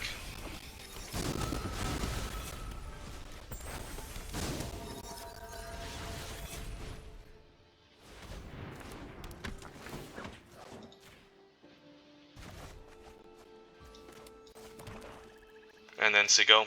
And then if he attacks with Katose, I probably need to quad block it. Given that he has this planar incision that he can use to mess with my library, with my hand and deck, so. Luckily he's just playing out, so I guess he can bounce his vision again for more card advantage. But first things first. Yeah, I guess I can still triple block and still be okay. And if he tries to flicker it, then he doesn't get to kill anything. Yeah, he's probably playing to flicker the vision, but if he flickers, yeah. Ooh, nice. Alright, nice. I gotta reward him for that play. But he only gets to kill one thing here, which is fine. I mean, I still force it. But that was a really nice play from my opponent, so shoutouts to him or her. So now what? Probably fine just deploying my hand. Set up Mindlink Mech, which can block pretty well next turn. And then I can play out Satoru Umezawa, which is also interesting. Could also Searchlight Companion. But I'd probably play out Satoru here, just as a really good blocker, and then the Mindlink Mech can also crew. I forgot about the trick with the Behold where you can flicker it and put the chapter 1, but that was a pretty good usage of it. He still only traded 1 card, so luckily I made the right blocks. I guess now I can crew the Octopus and start attacking.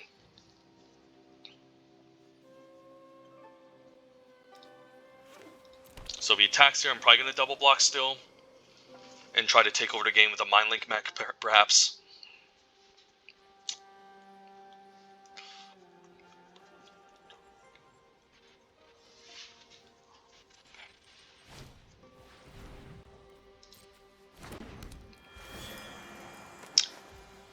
Alright, that's fine. And I think I'm double blocking still. Attacks with a 3-3, so this implies he really wants to ninjutsu, but I think I gotta try to bait out another removal while I can, since I don't want this, again, just being bounced back with a ninja and do all these other shenanigans with it, so I'm gonna let this trade happen.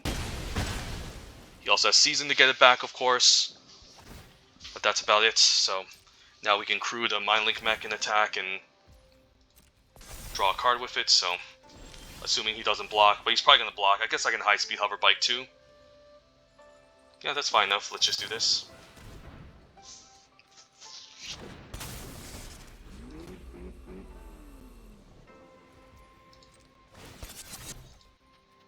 And I can crew the high-speed hover bike and attack as well. Can attack for 4, draw a card.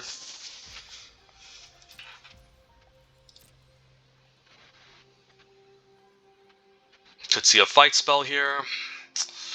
That would be quite kind of unfortunate.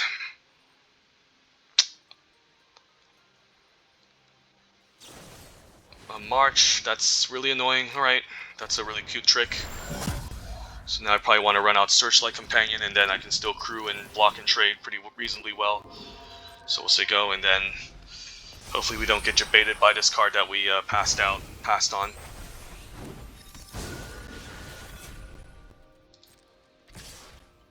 Opponent attacks, interesting, alright. I guess I'm down to just do some good blocks, so crew here. Block here, and then block here, take 5. If he wants a ninja, he doesn't get any good ETB effects, so... Alright, Circuit Hacker, so luckily I played around Katose pretty reasonably well.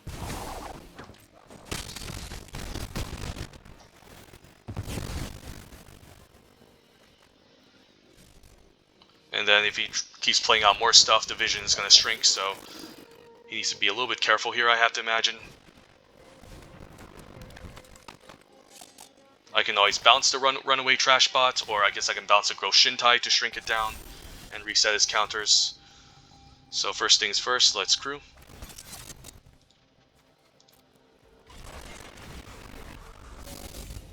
I can also ninjutsu the high-speed hover bike, but I think I want to ninjutsu the Searchlight Companion actually. So first things first, let's play land. Move to combat.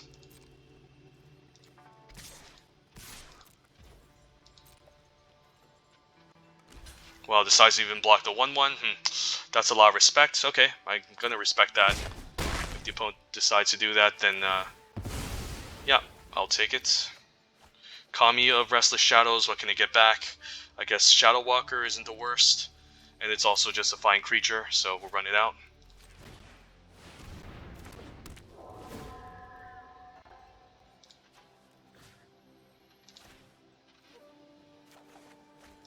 Still need to deal with the 7-powered Trampler. So we'll say go. And then I might just double block this, or crew and block. Although the crew is pretty nice with ninjutsu, so I'm probably just going to double block the 7/4. And then try to bounce back the 4/4 with the Moonsnare Specialist in the future turn. So hopefully I don't get blown out here, but I think we need to go for the block. And yep, resolved fairly quickly, so that's good.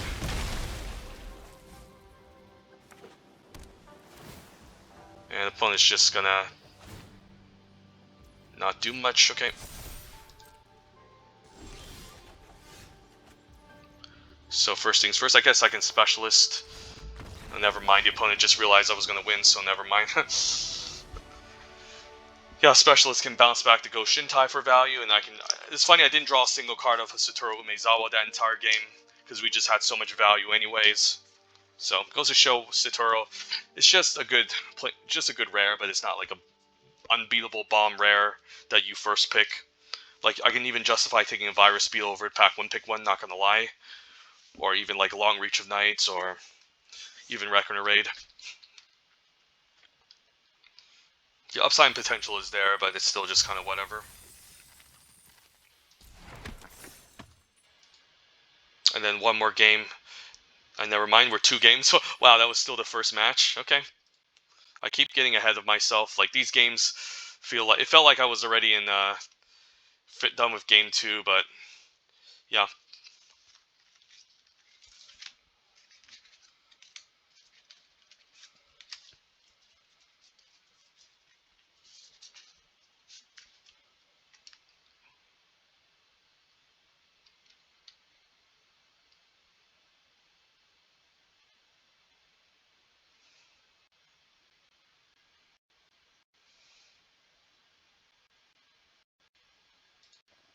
I'll be on the play.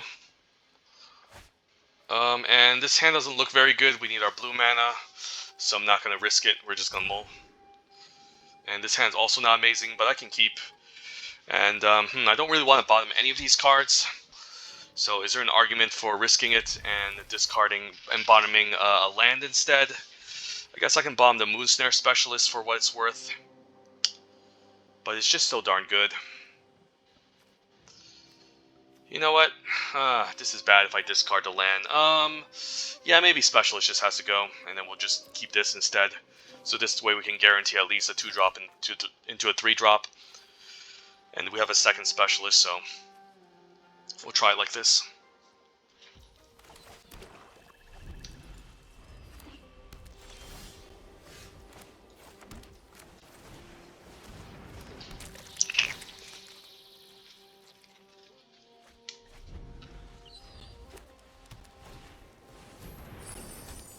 Imagine if we had a Moon Circuit Hacker here, or even a Prosperous Thief, we would generate so much value off of this Virus Beetle. But I'll just play an Acquisitions Octopus and punish him if he doesn't have a blocker next turn. Weaver? Well, I'm fine with the Weaver trading, actually. I guess I could even bounce the Weaver. Yeah, let's bounce the Weaver. Just mana efficiency, and we get to draw a card and draw a second one the next following turn, so...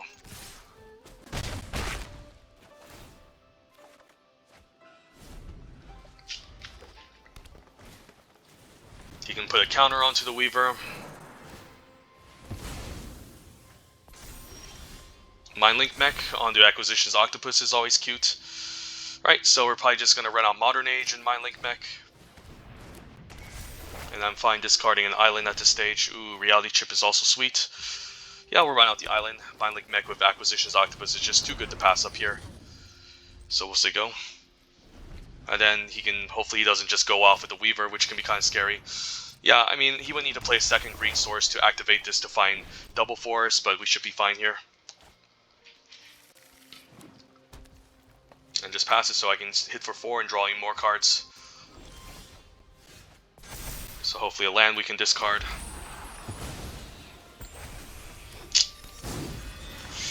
Shadow Walker, that's pretty good though. I think we can discard the Puzzle Maker then. It's like the weakest of our cards, and then what we can do is now we can crew the Octopus. I don't want to reconfigure on the vehicle. Even if I get to draw 2 cards, it's going to fall off, so I don't want to spend my mana just doing that. And I want to get in for 4, draw a card. And then we can even run out, I guess, Reality Chip here. And then Circuit Mender. And then probably fine playing out my land here. And say go.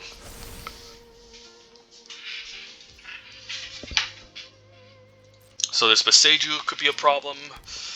I don't really have that many ways to interact with the Boseiju, unfortunately, so I need to find some way to maybe disrupt this. I don't have any network disruptors, unfortunately, so it's definitely not going to be an easy one.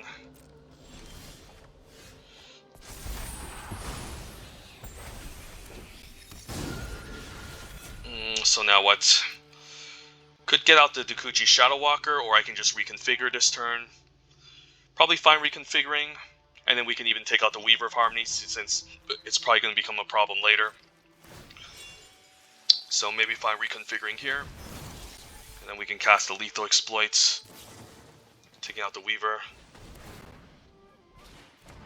And I can't cast the Moonsnare, but I guess I can bounce Boseiju, so I guess that's an answer. And then I can hit for 6, which is pretty nice. I mean 7. Draw a card next turn, we can bounce Boseiju and smash in for the victory, so...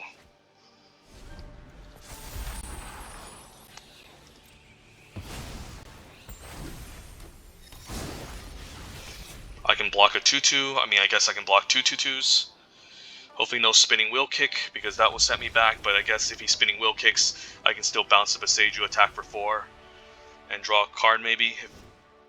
But, yeah. Opponent has a pretty good deck, not gonna lie. So now what? Silencer could be fine against Boseiju. But again, I don't really want to discard anything in our hand. There's also discard, but we're mostly going to chump with it, which can be kind of awkward. Short Circuit, not too many flyers. I guess Depth to the Kami could be pretty nice. Especially since we can make him maybe exile the Weaver or exile the Boseiju. So I could see throwing this in. And then what card can we cut? Maybe the Kami of Restless Shadows, which seems kind of awkward at times. And then the Shadow Walkers can be kind of cute with the ninjas, especially if it can do a lot of damage. Incision could also be interesting. So maybe Kami can go, just throwing a Depth to the Kami, and then just call it like this, since I don't really have much. What does this do? This could lock down, I guess, the Boseiju. So we can do double blue to lock it down. But it still doesn't deal with the ability, so they'll still have reach, which is kind of awkward. I guess I can even try this to buy Trespassers, but it's also just not a very good card and can be awkward at times, so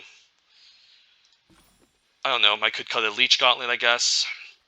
Card is a 2-drop, but it's kind of medium still. Does help out us curve out, but it is just a medium card.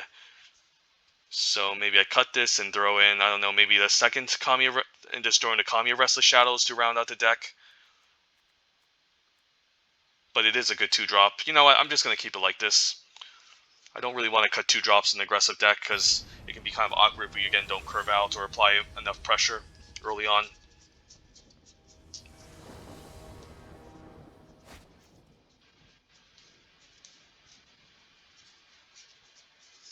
Opponent's probably going to be on a play, and that's definitely going to change the outcome. Alright, we have some good starts. We'll keep.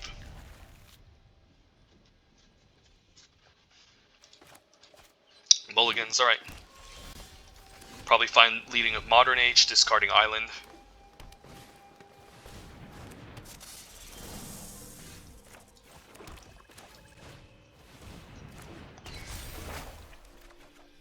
Alright, although I do want my islands. Maybe I can discard one island and then next turn discard the Leech Gauntlet.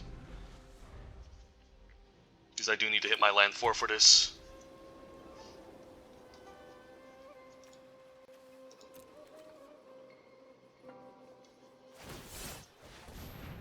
I guess he can activate this, which is kind of insane, and get 2 planes.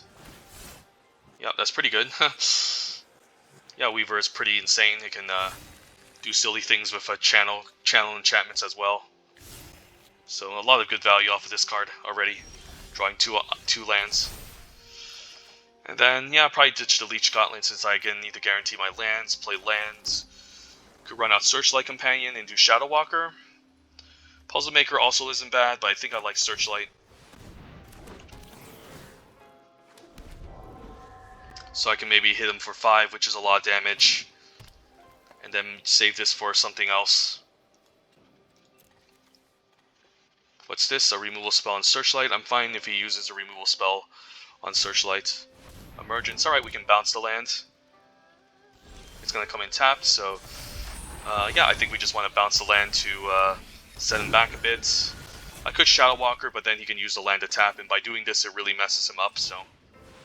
let's do this. Yeah, it really sets him back pretty far. So another reason why Harmonious Emergence can be kind of bad sometimes, since now he didn't ramp, and this slows him down immediately, and he also had to repel our card here, so... Right, now what do? I guess I Shadow Walker. I could also Virus Beetle and Moonfolk Puzzle Maker. But Shadow Walker does put him on the clock and is a pretty huge hit. And I think I'm going to Ninjutsu the Searchlight Companion, given how I do want to deal 2 damage to him. So let's just get this guy out. And yeah, let's just put him on the clock.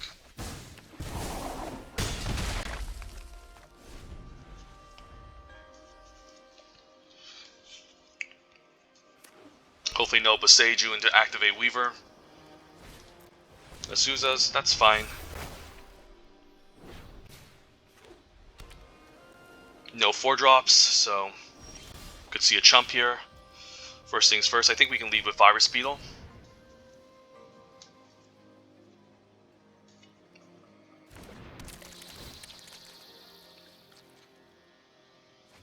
Ooh, Imperial Loaf, so he's holding on to something important. Probably a removal spell, we'll see.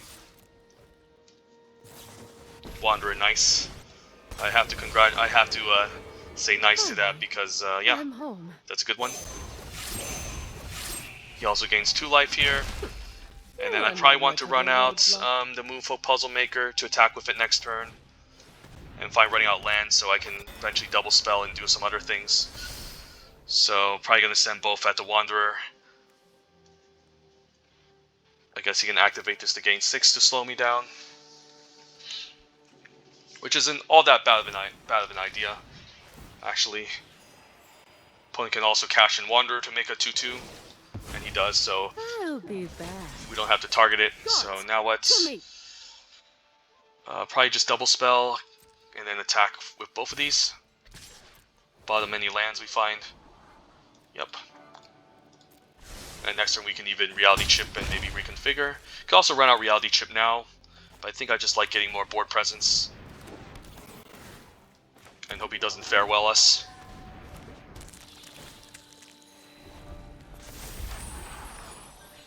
If he activates this, it doesn't really make 2 copies, so I'm hoping he actually decides to experiment here, and yeah, it doesn't really make 2 copies. He'll exile it twice, but yeah, he only still gets 1. So hopefully no spinning Will Kick for 2.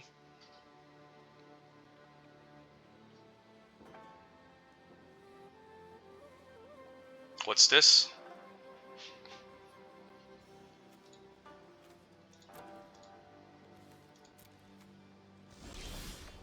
Ooh, Satoru Umezawa. I mean, I can try something interesting. I can ninjutsu the Reality Chip, but maybe that's too much of a stretch.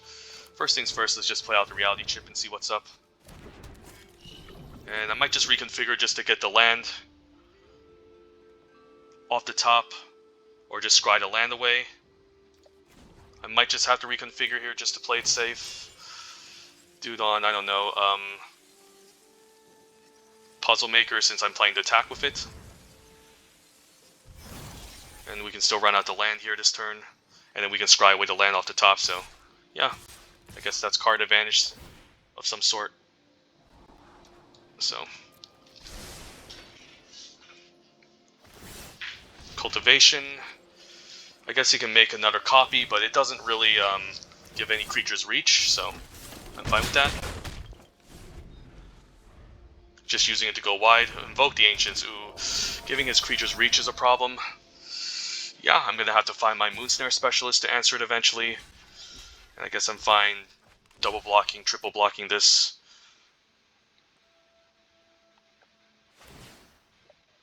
And hopefully he doesn't have anything.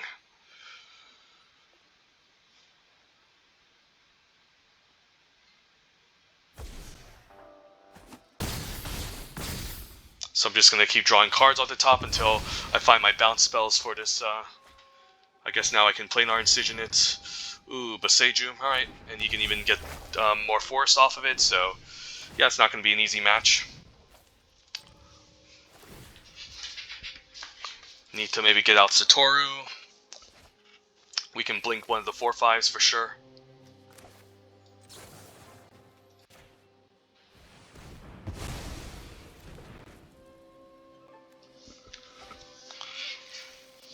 But the opponent is thinning out his deck. So now what? Probably fine playing out the land, since we don't have any good attacks against a 4/5 reach. Alright, run out Satoru. Run out Acquisition Octopus. And then I guess we can reconfigure. Or just run out the Leech God. Just run out all my creatures, I guess. Until we find an answer to this, and then hopefully Reality Chip can again help us take over the game. Hopefully no crazy scary enchantment that the opponent top decks. Go Shintai. Alright, that's kind of scary of Weaver, especially since he can grow it, so I do need to kind of kill him quickly, or at least take out the Weaver, because this can again just get out of hand. Alright, more lands. Let's play another land at the top. Long Reach isn't bad. And I guess I can even high-speed hover bike and can I reconfigure here? I guess I can. I can high-speed hover bike, reconfigure, and draw cards, so let's do this. Put it, I don't know. I guess I don't want to put all my eggs in one basket.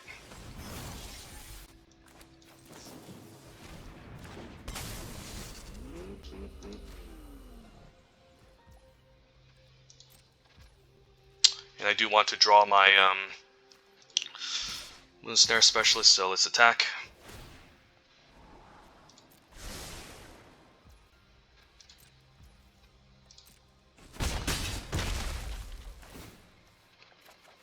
Ooh, Adept of the Kami.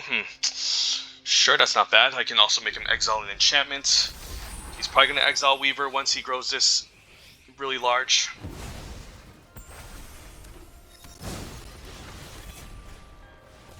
Ooh, life gain. Alright, so he's going to exile that instead, perhaps. We'll see.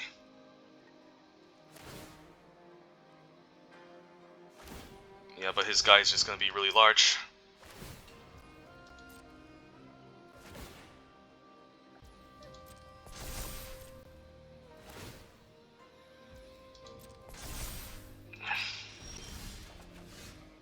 So yeah, now what?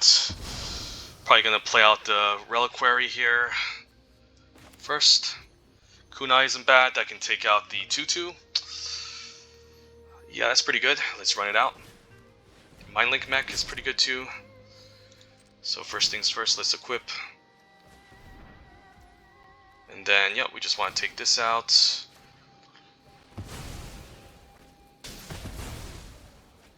So I could always crew the high-speed hover bike, attack with all, but I think we want a specialist on the 4/5 first, right?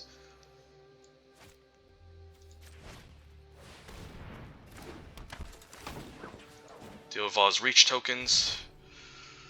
And I could just run out the Mindlink Mech, or just use this to exile one of his enchantments, which he's going to exile the 2/3 with.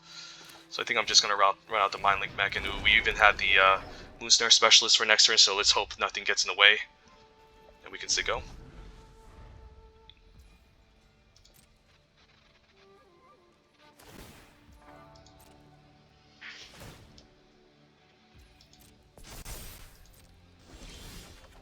Ooh, Shadow Walker. Alright, we can also bounce back the high-speed hover bike for the hell of it. So first things first, let's use Depth to the Kami. Exile your enchantment, so I'm hoping he exiles Golden Tail. We can bounce up a Seiju and attack with our flyers. Just hard casting is fine. Yeah, this deck is just so ridiculous. Holy crap. Reality Chip definitely stole that game. We would have bounced up a Seiju and then used the whatchamacallit, the Dekuchi Shadow Walker to ninjutsu our high-speed hover bike, and then use the high-speed hover bike again to just tap his stuff. So Death of the Kami was pretty good just to deny him the life gain from Golden Tail Disciple. But it's still a really situational card that's only really good against the green-white deck. But yeah, anyways, final boss, let's do this.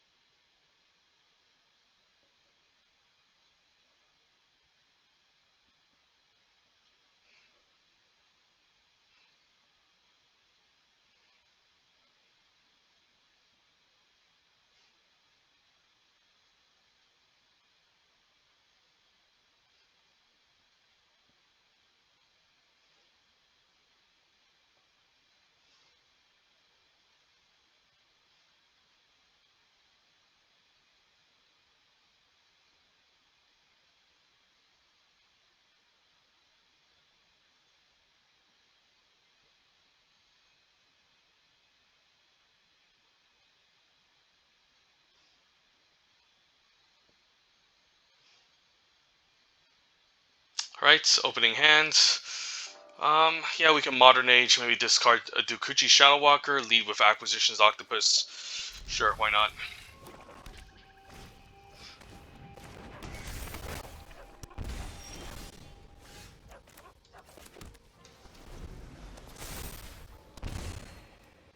Opponent greets us with a turn 1 Okiba Rekna Raid, and he keeps a 1-lander, right? So maybe we can punish him. Let's run out the Modern Age here, and I think we discard the Shadow Walker. Ooh, or I can discard Kami, but Kami can get back Shadow Walker. So it's kind of close. Maybe I do just discard the Kami, or maybe Shadow Walker is fine. But then we would really need to hit our land next turn, so we need to discard something else to it. So not sure here what I should discard. Maybe Virus Beetle. I guess Virus Beetle can now go. And then we do need land 5 to get the Kami of Restless Shadows. The Planar Incision is probably more important utility that we can utilize later. Yeah, Virus Beetle can go since he's going to be full on cards anyways, and making him discard really isn't that important, so I'll just run the Octopus here. Black-white, so the mid-range control deck. Alright, makes me discard. I guess second Dokuchi can go, and I can just again get it back. Or yeah, he's probably going to stay back with this. I really hate discarding here, but again, I think we have to. Yeah, Shadow Walker can go. Or Incision, I don't know. Shadow Walker can probably go. Don't really want to bounce any of this stuff back. And we'll just play out a Long Reach of Knights. If we give land 5, we can get Kami, get back the Kuchi Shadow Walker.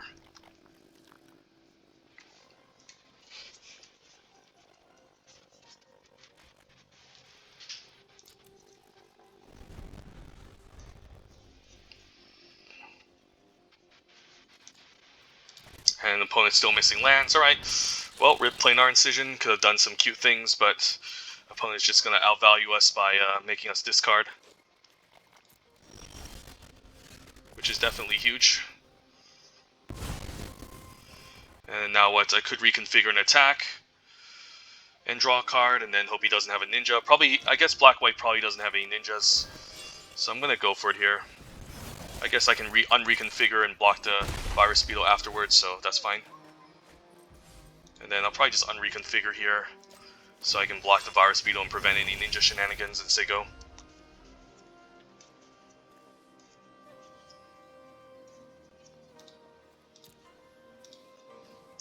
I guess I can get back to Virus Beetle with Inventive, so it wasn't that bad after all. Alright, I'll just take one. Surprised he used it on the Octopus and not the Vector Glider. And then now I can block. Yeah, since there's really nothing else I want to do, I think I just reconfigure an attack again.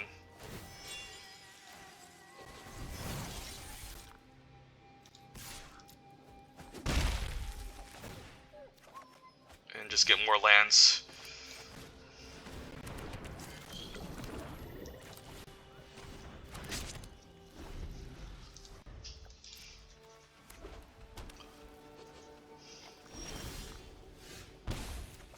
Yeah, opponent's probably too far behind now. So I don't really want Moonsnare Specialist anything. I guess I'll just play out the Kami, but first things first, I think we're fine attacking with both even. If he doesn't block, I get Ninjutsu, but I don't want to bounce any of these back. So just run this out, and then we'll just run out the Kami. Get back Shadow Walker. And then I can probably keep land in my hand in case he has a second Beetle.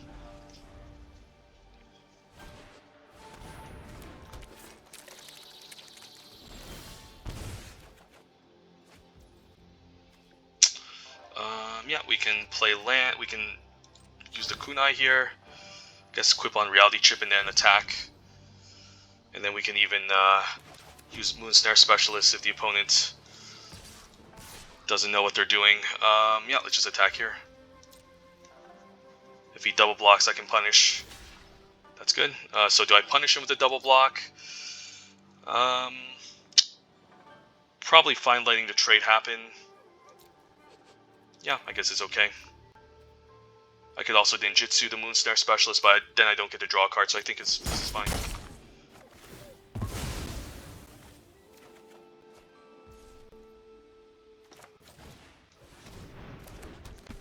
And then just keep going off here. Opponent probably knows he lost, so he's just trying to read my deck here. Flying Torment is a pretty good card, assuming you can be aggressive enough. But yeah, we're just going to use this.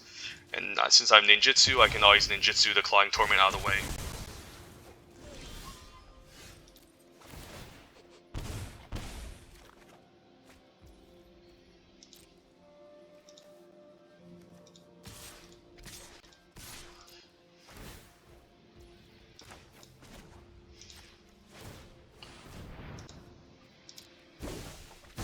Unfortunately, it doesn't trigger since Umezawa's game bounced in my hand, but yeah.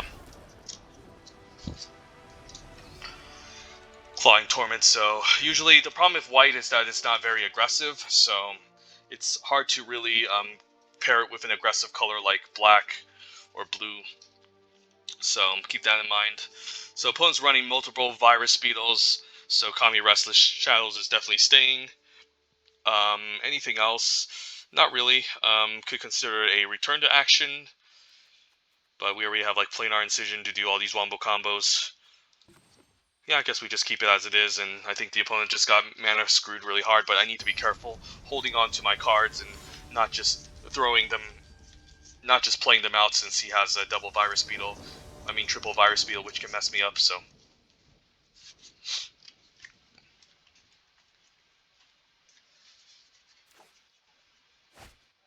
And this hand seems okay. We'll keep.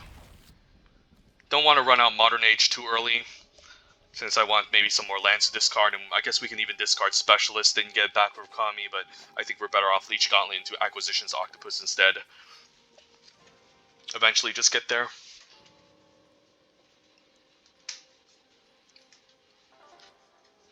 Opponent mulligans, so probably going to see a, whatchamacallit, the Virus Beetle next turn. So what do we discard? Probably the Ninja, given that we can get it back eventually, so this can probably go.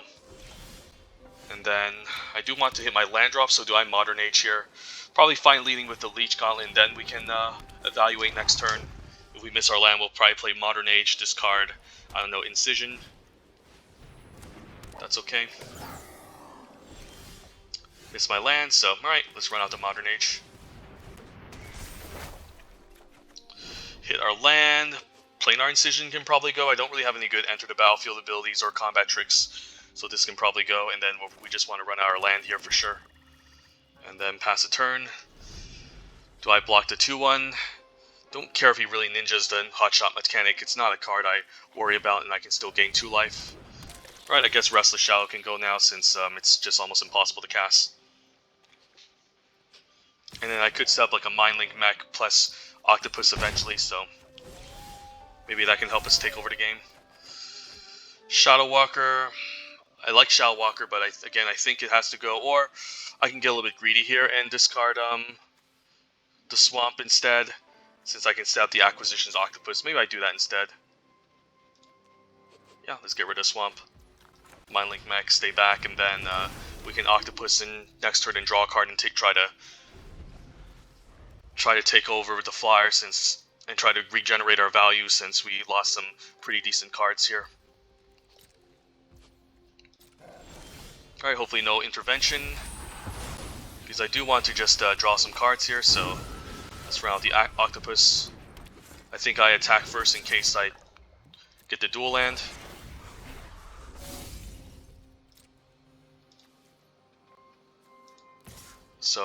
So yeah, I don't want to just run out the land because I could hit my dual land here instead. Draw a card, alright, and we can run out the island, keep the island in hand and say go. Reckoner Raid, so yeah, opponent has some good black commons, but his white is a little bit questionable. Umezawa's pretty good, so I can set that up before I Shadow Walker to maybe generate some card advantage, so first things first, let's do this. Don't need to play out Reality Chip quite yet, given how it allows me to look on the top, but I can't really do much. Can't really scry. Yeah, this is probably just game over at this point. If the opponent just sits around, stuck on 3 lands, doing absolutely nothing.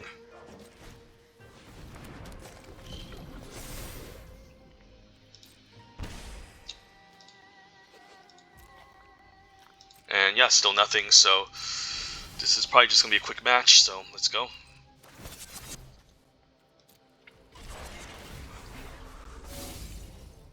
Not even sure if I need to Shadow Walker here. But it's nice just to draw a card, I think. And trigger Saturo for once. And then Hover Bike seems pretty good.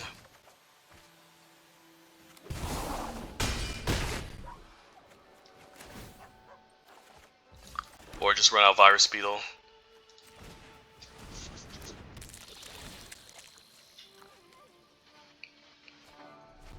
So yeah, Black-White is not really a good combination, even though I know the opponent's missing land drops, like Hotshot Mechanic is just kind of filler. Skybless Samurai with all these artifacts are kind of awkward. And they're both just support colors in this format anyways. I guess Takami is really good, but outside of that, I mean, I guess you can still play Kami outside of White-Black and still be fine. Like, even in Blue-Black, we have, like, enchantments and artifacts, and even in Black-Green. So sure, we can play out. I guess we'll just crew and just draw a million cards.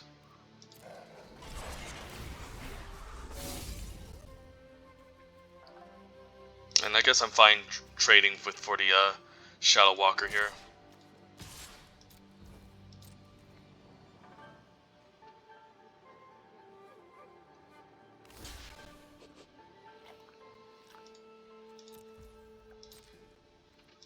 And then I can just hold on to everything. Like, I don't really need to even play anything, honestly.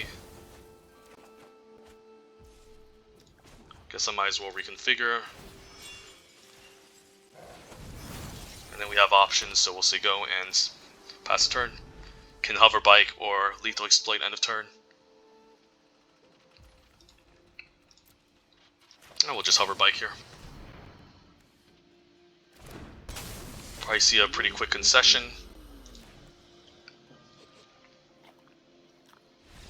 Yep. And yeah, that wasn't really a game of Magic, to be honest, but yeah. I was really interested in see what the opponent has to play, but the White-Black deck is mostly just good black and white cards. So you mostly want the black commons and to be in the early game, and then the white commons, like Imperial Loaf in the late game, to just round out the deck. And then hopefully, I mean, I guess if you open up some bomb dragons like Junji or AO and nothing else is open except white, you just move into it and just try to make it happen. But again, for the most part, they both lack synergy, and it's not really a good color combination. So there we go, another 3-0. So goes to show how lucrative the traditional drafts can be. And had I done Premier Draft, I guess I would have ran like 2 Premier Drafts. Whereas in traditional, yeah, we got 3 of them out of the way, and we even made back most of our gems, so got up to 5k gems, started with at least, I think, like 2,000 or something, or only 3,000, went 2-1 on the first one, and yeah, now we get to make most of it back, and we also get a ton of packs as well, so 18 packs in fact, so definitely recommend doing traditional draft when you're having a hard time with Premier and you don't want to climb the ladders or anything, but once you're done, just do traditional, and you should be fine. So I mean, I should be going over the packs instead of opening here. Gravelighter's okay. I don't think it's amazing. It's good with ninjas. It's good with beetles, but it's just the best card in this pack overall. And that's it. The previous pack there was Sokenzen Smelter. This package is kind of weak in general. Not even sure what I take. I'd probably just take Blizzard Blade Kitsune, or maybe Runaway Trash Bot. Like in red, if you put a bunch of like stuff in your graveyard, this can at least be a decent attacker, and it's still an okay ground blocker, but overall just a really weak pack. Not excited about any of this. Probably just take Modern Age here. Voltage Surge is number 2, and then number 3 would be Lethal Exploit.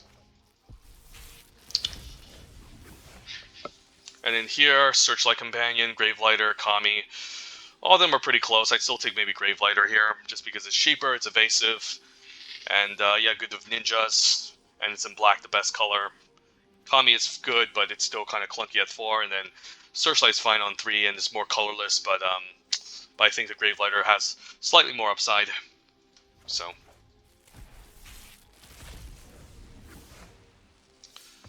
Yeah, I would take maybe, at this point in this stage of the format, I would take Kumao faces Kakazan over Imperial Loaf. I don't think, green is obviously a very strong color, but I don't think it's to the point where it's like, it takes over the entire format.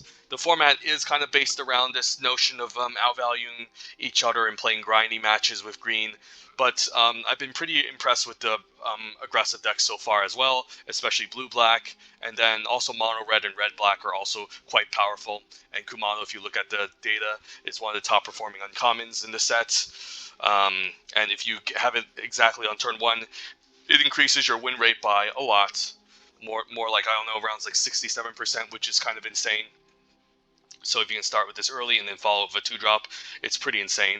Plus, the exile is relevant from etching of Kumano, since if you're facing against green decks, they won't be able to get back their things. And also, against creatures like Iron Apprentice, which need to die in order to move the woman counter, if the Iron Apprentice ends up getting exiled, they can't transfer the counter over. So exile is relevant, and Kumano gives you access to that red. So definitely the pick here, I think. And I think it's the best red uncommon, even over the Goblin Twin Shot Sniper and Rabbit Battery. Also Kami's Flare at common.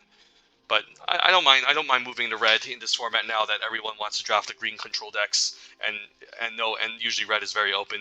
So I would take my bets on Kumano.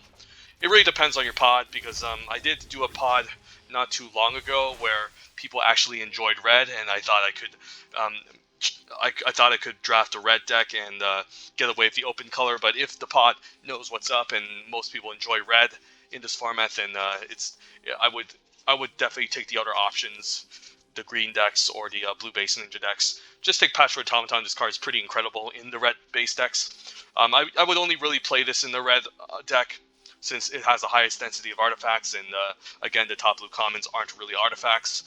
It can just get out of hand if you can play this early. It's pretty much unanswerable early on, given how the War 2 is quite a lot to pay for early, and there's not a lot of things that can deal with it for 3 mana outside of a Voltage Surge.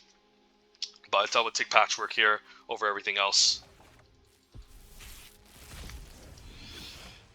And then probably take Blossom Prance over Silver Fur. Even though green is contested, this is still a single color, and it's one of the top uncommons. Silver Fur Master is also one of the top uncommons, but nowhere, not the same win rate as Blossom Prancer. It's still very good though, and definitely first pickable, but I would still take Blossom Prancer just to stay open. So alright, there you guys have it. Thank you guys for enjoying my traditional drafts. Maybe might do one more before New Capenna comes out. And I guess Premier Draft Dominaria will be out in a couple of days, so I'm going to get going with that one as well. So I probably want to generate more gems before I dive on in. But anyways, thank you guys for watching, and hope you guys enjoy. And as always, have a good one. Bye.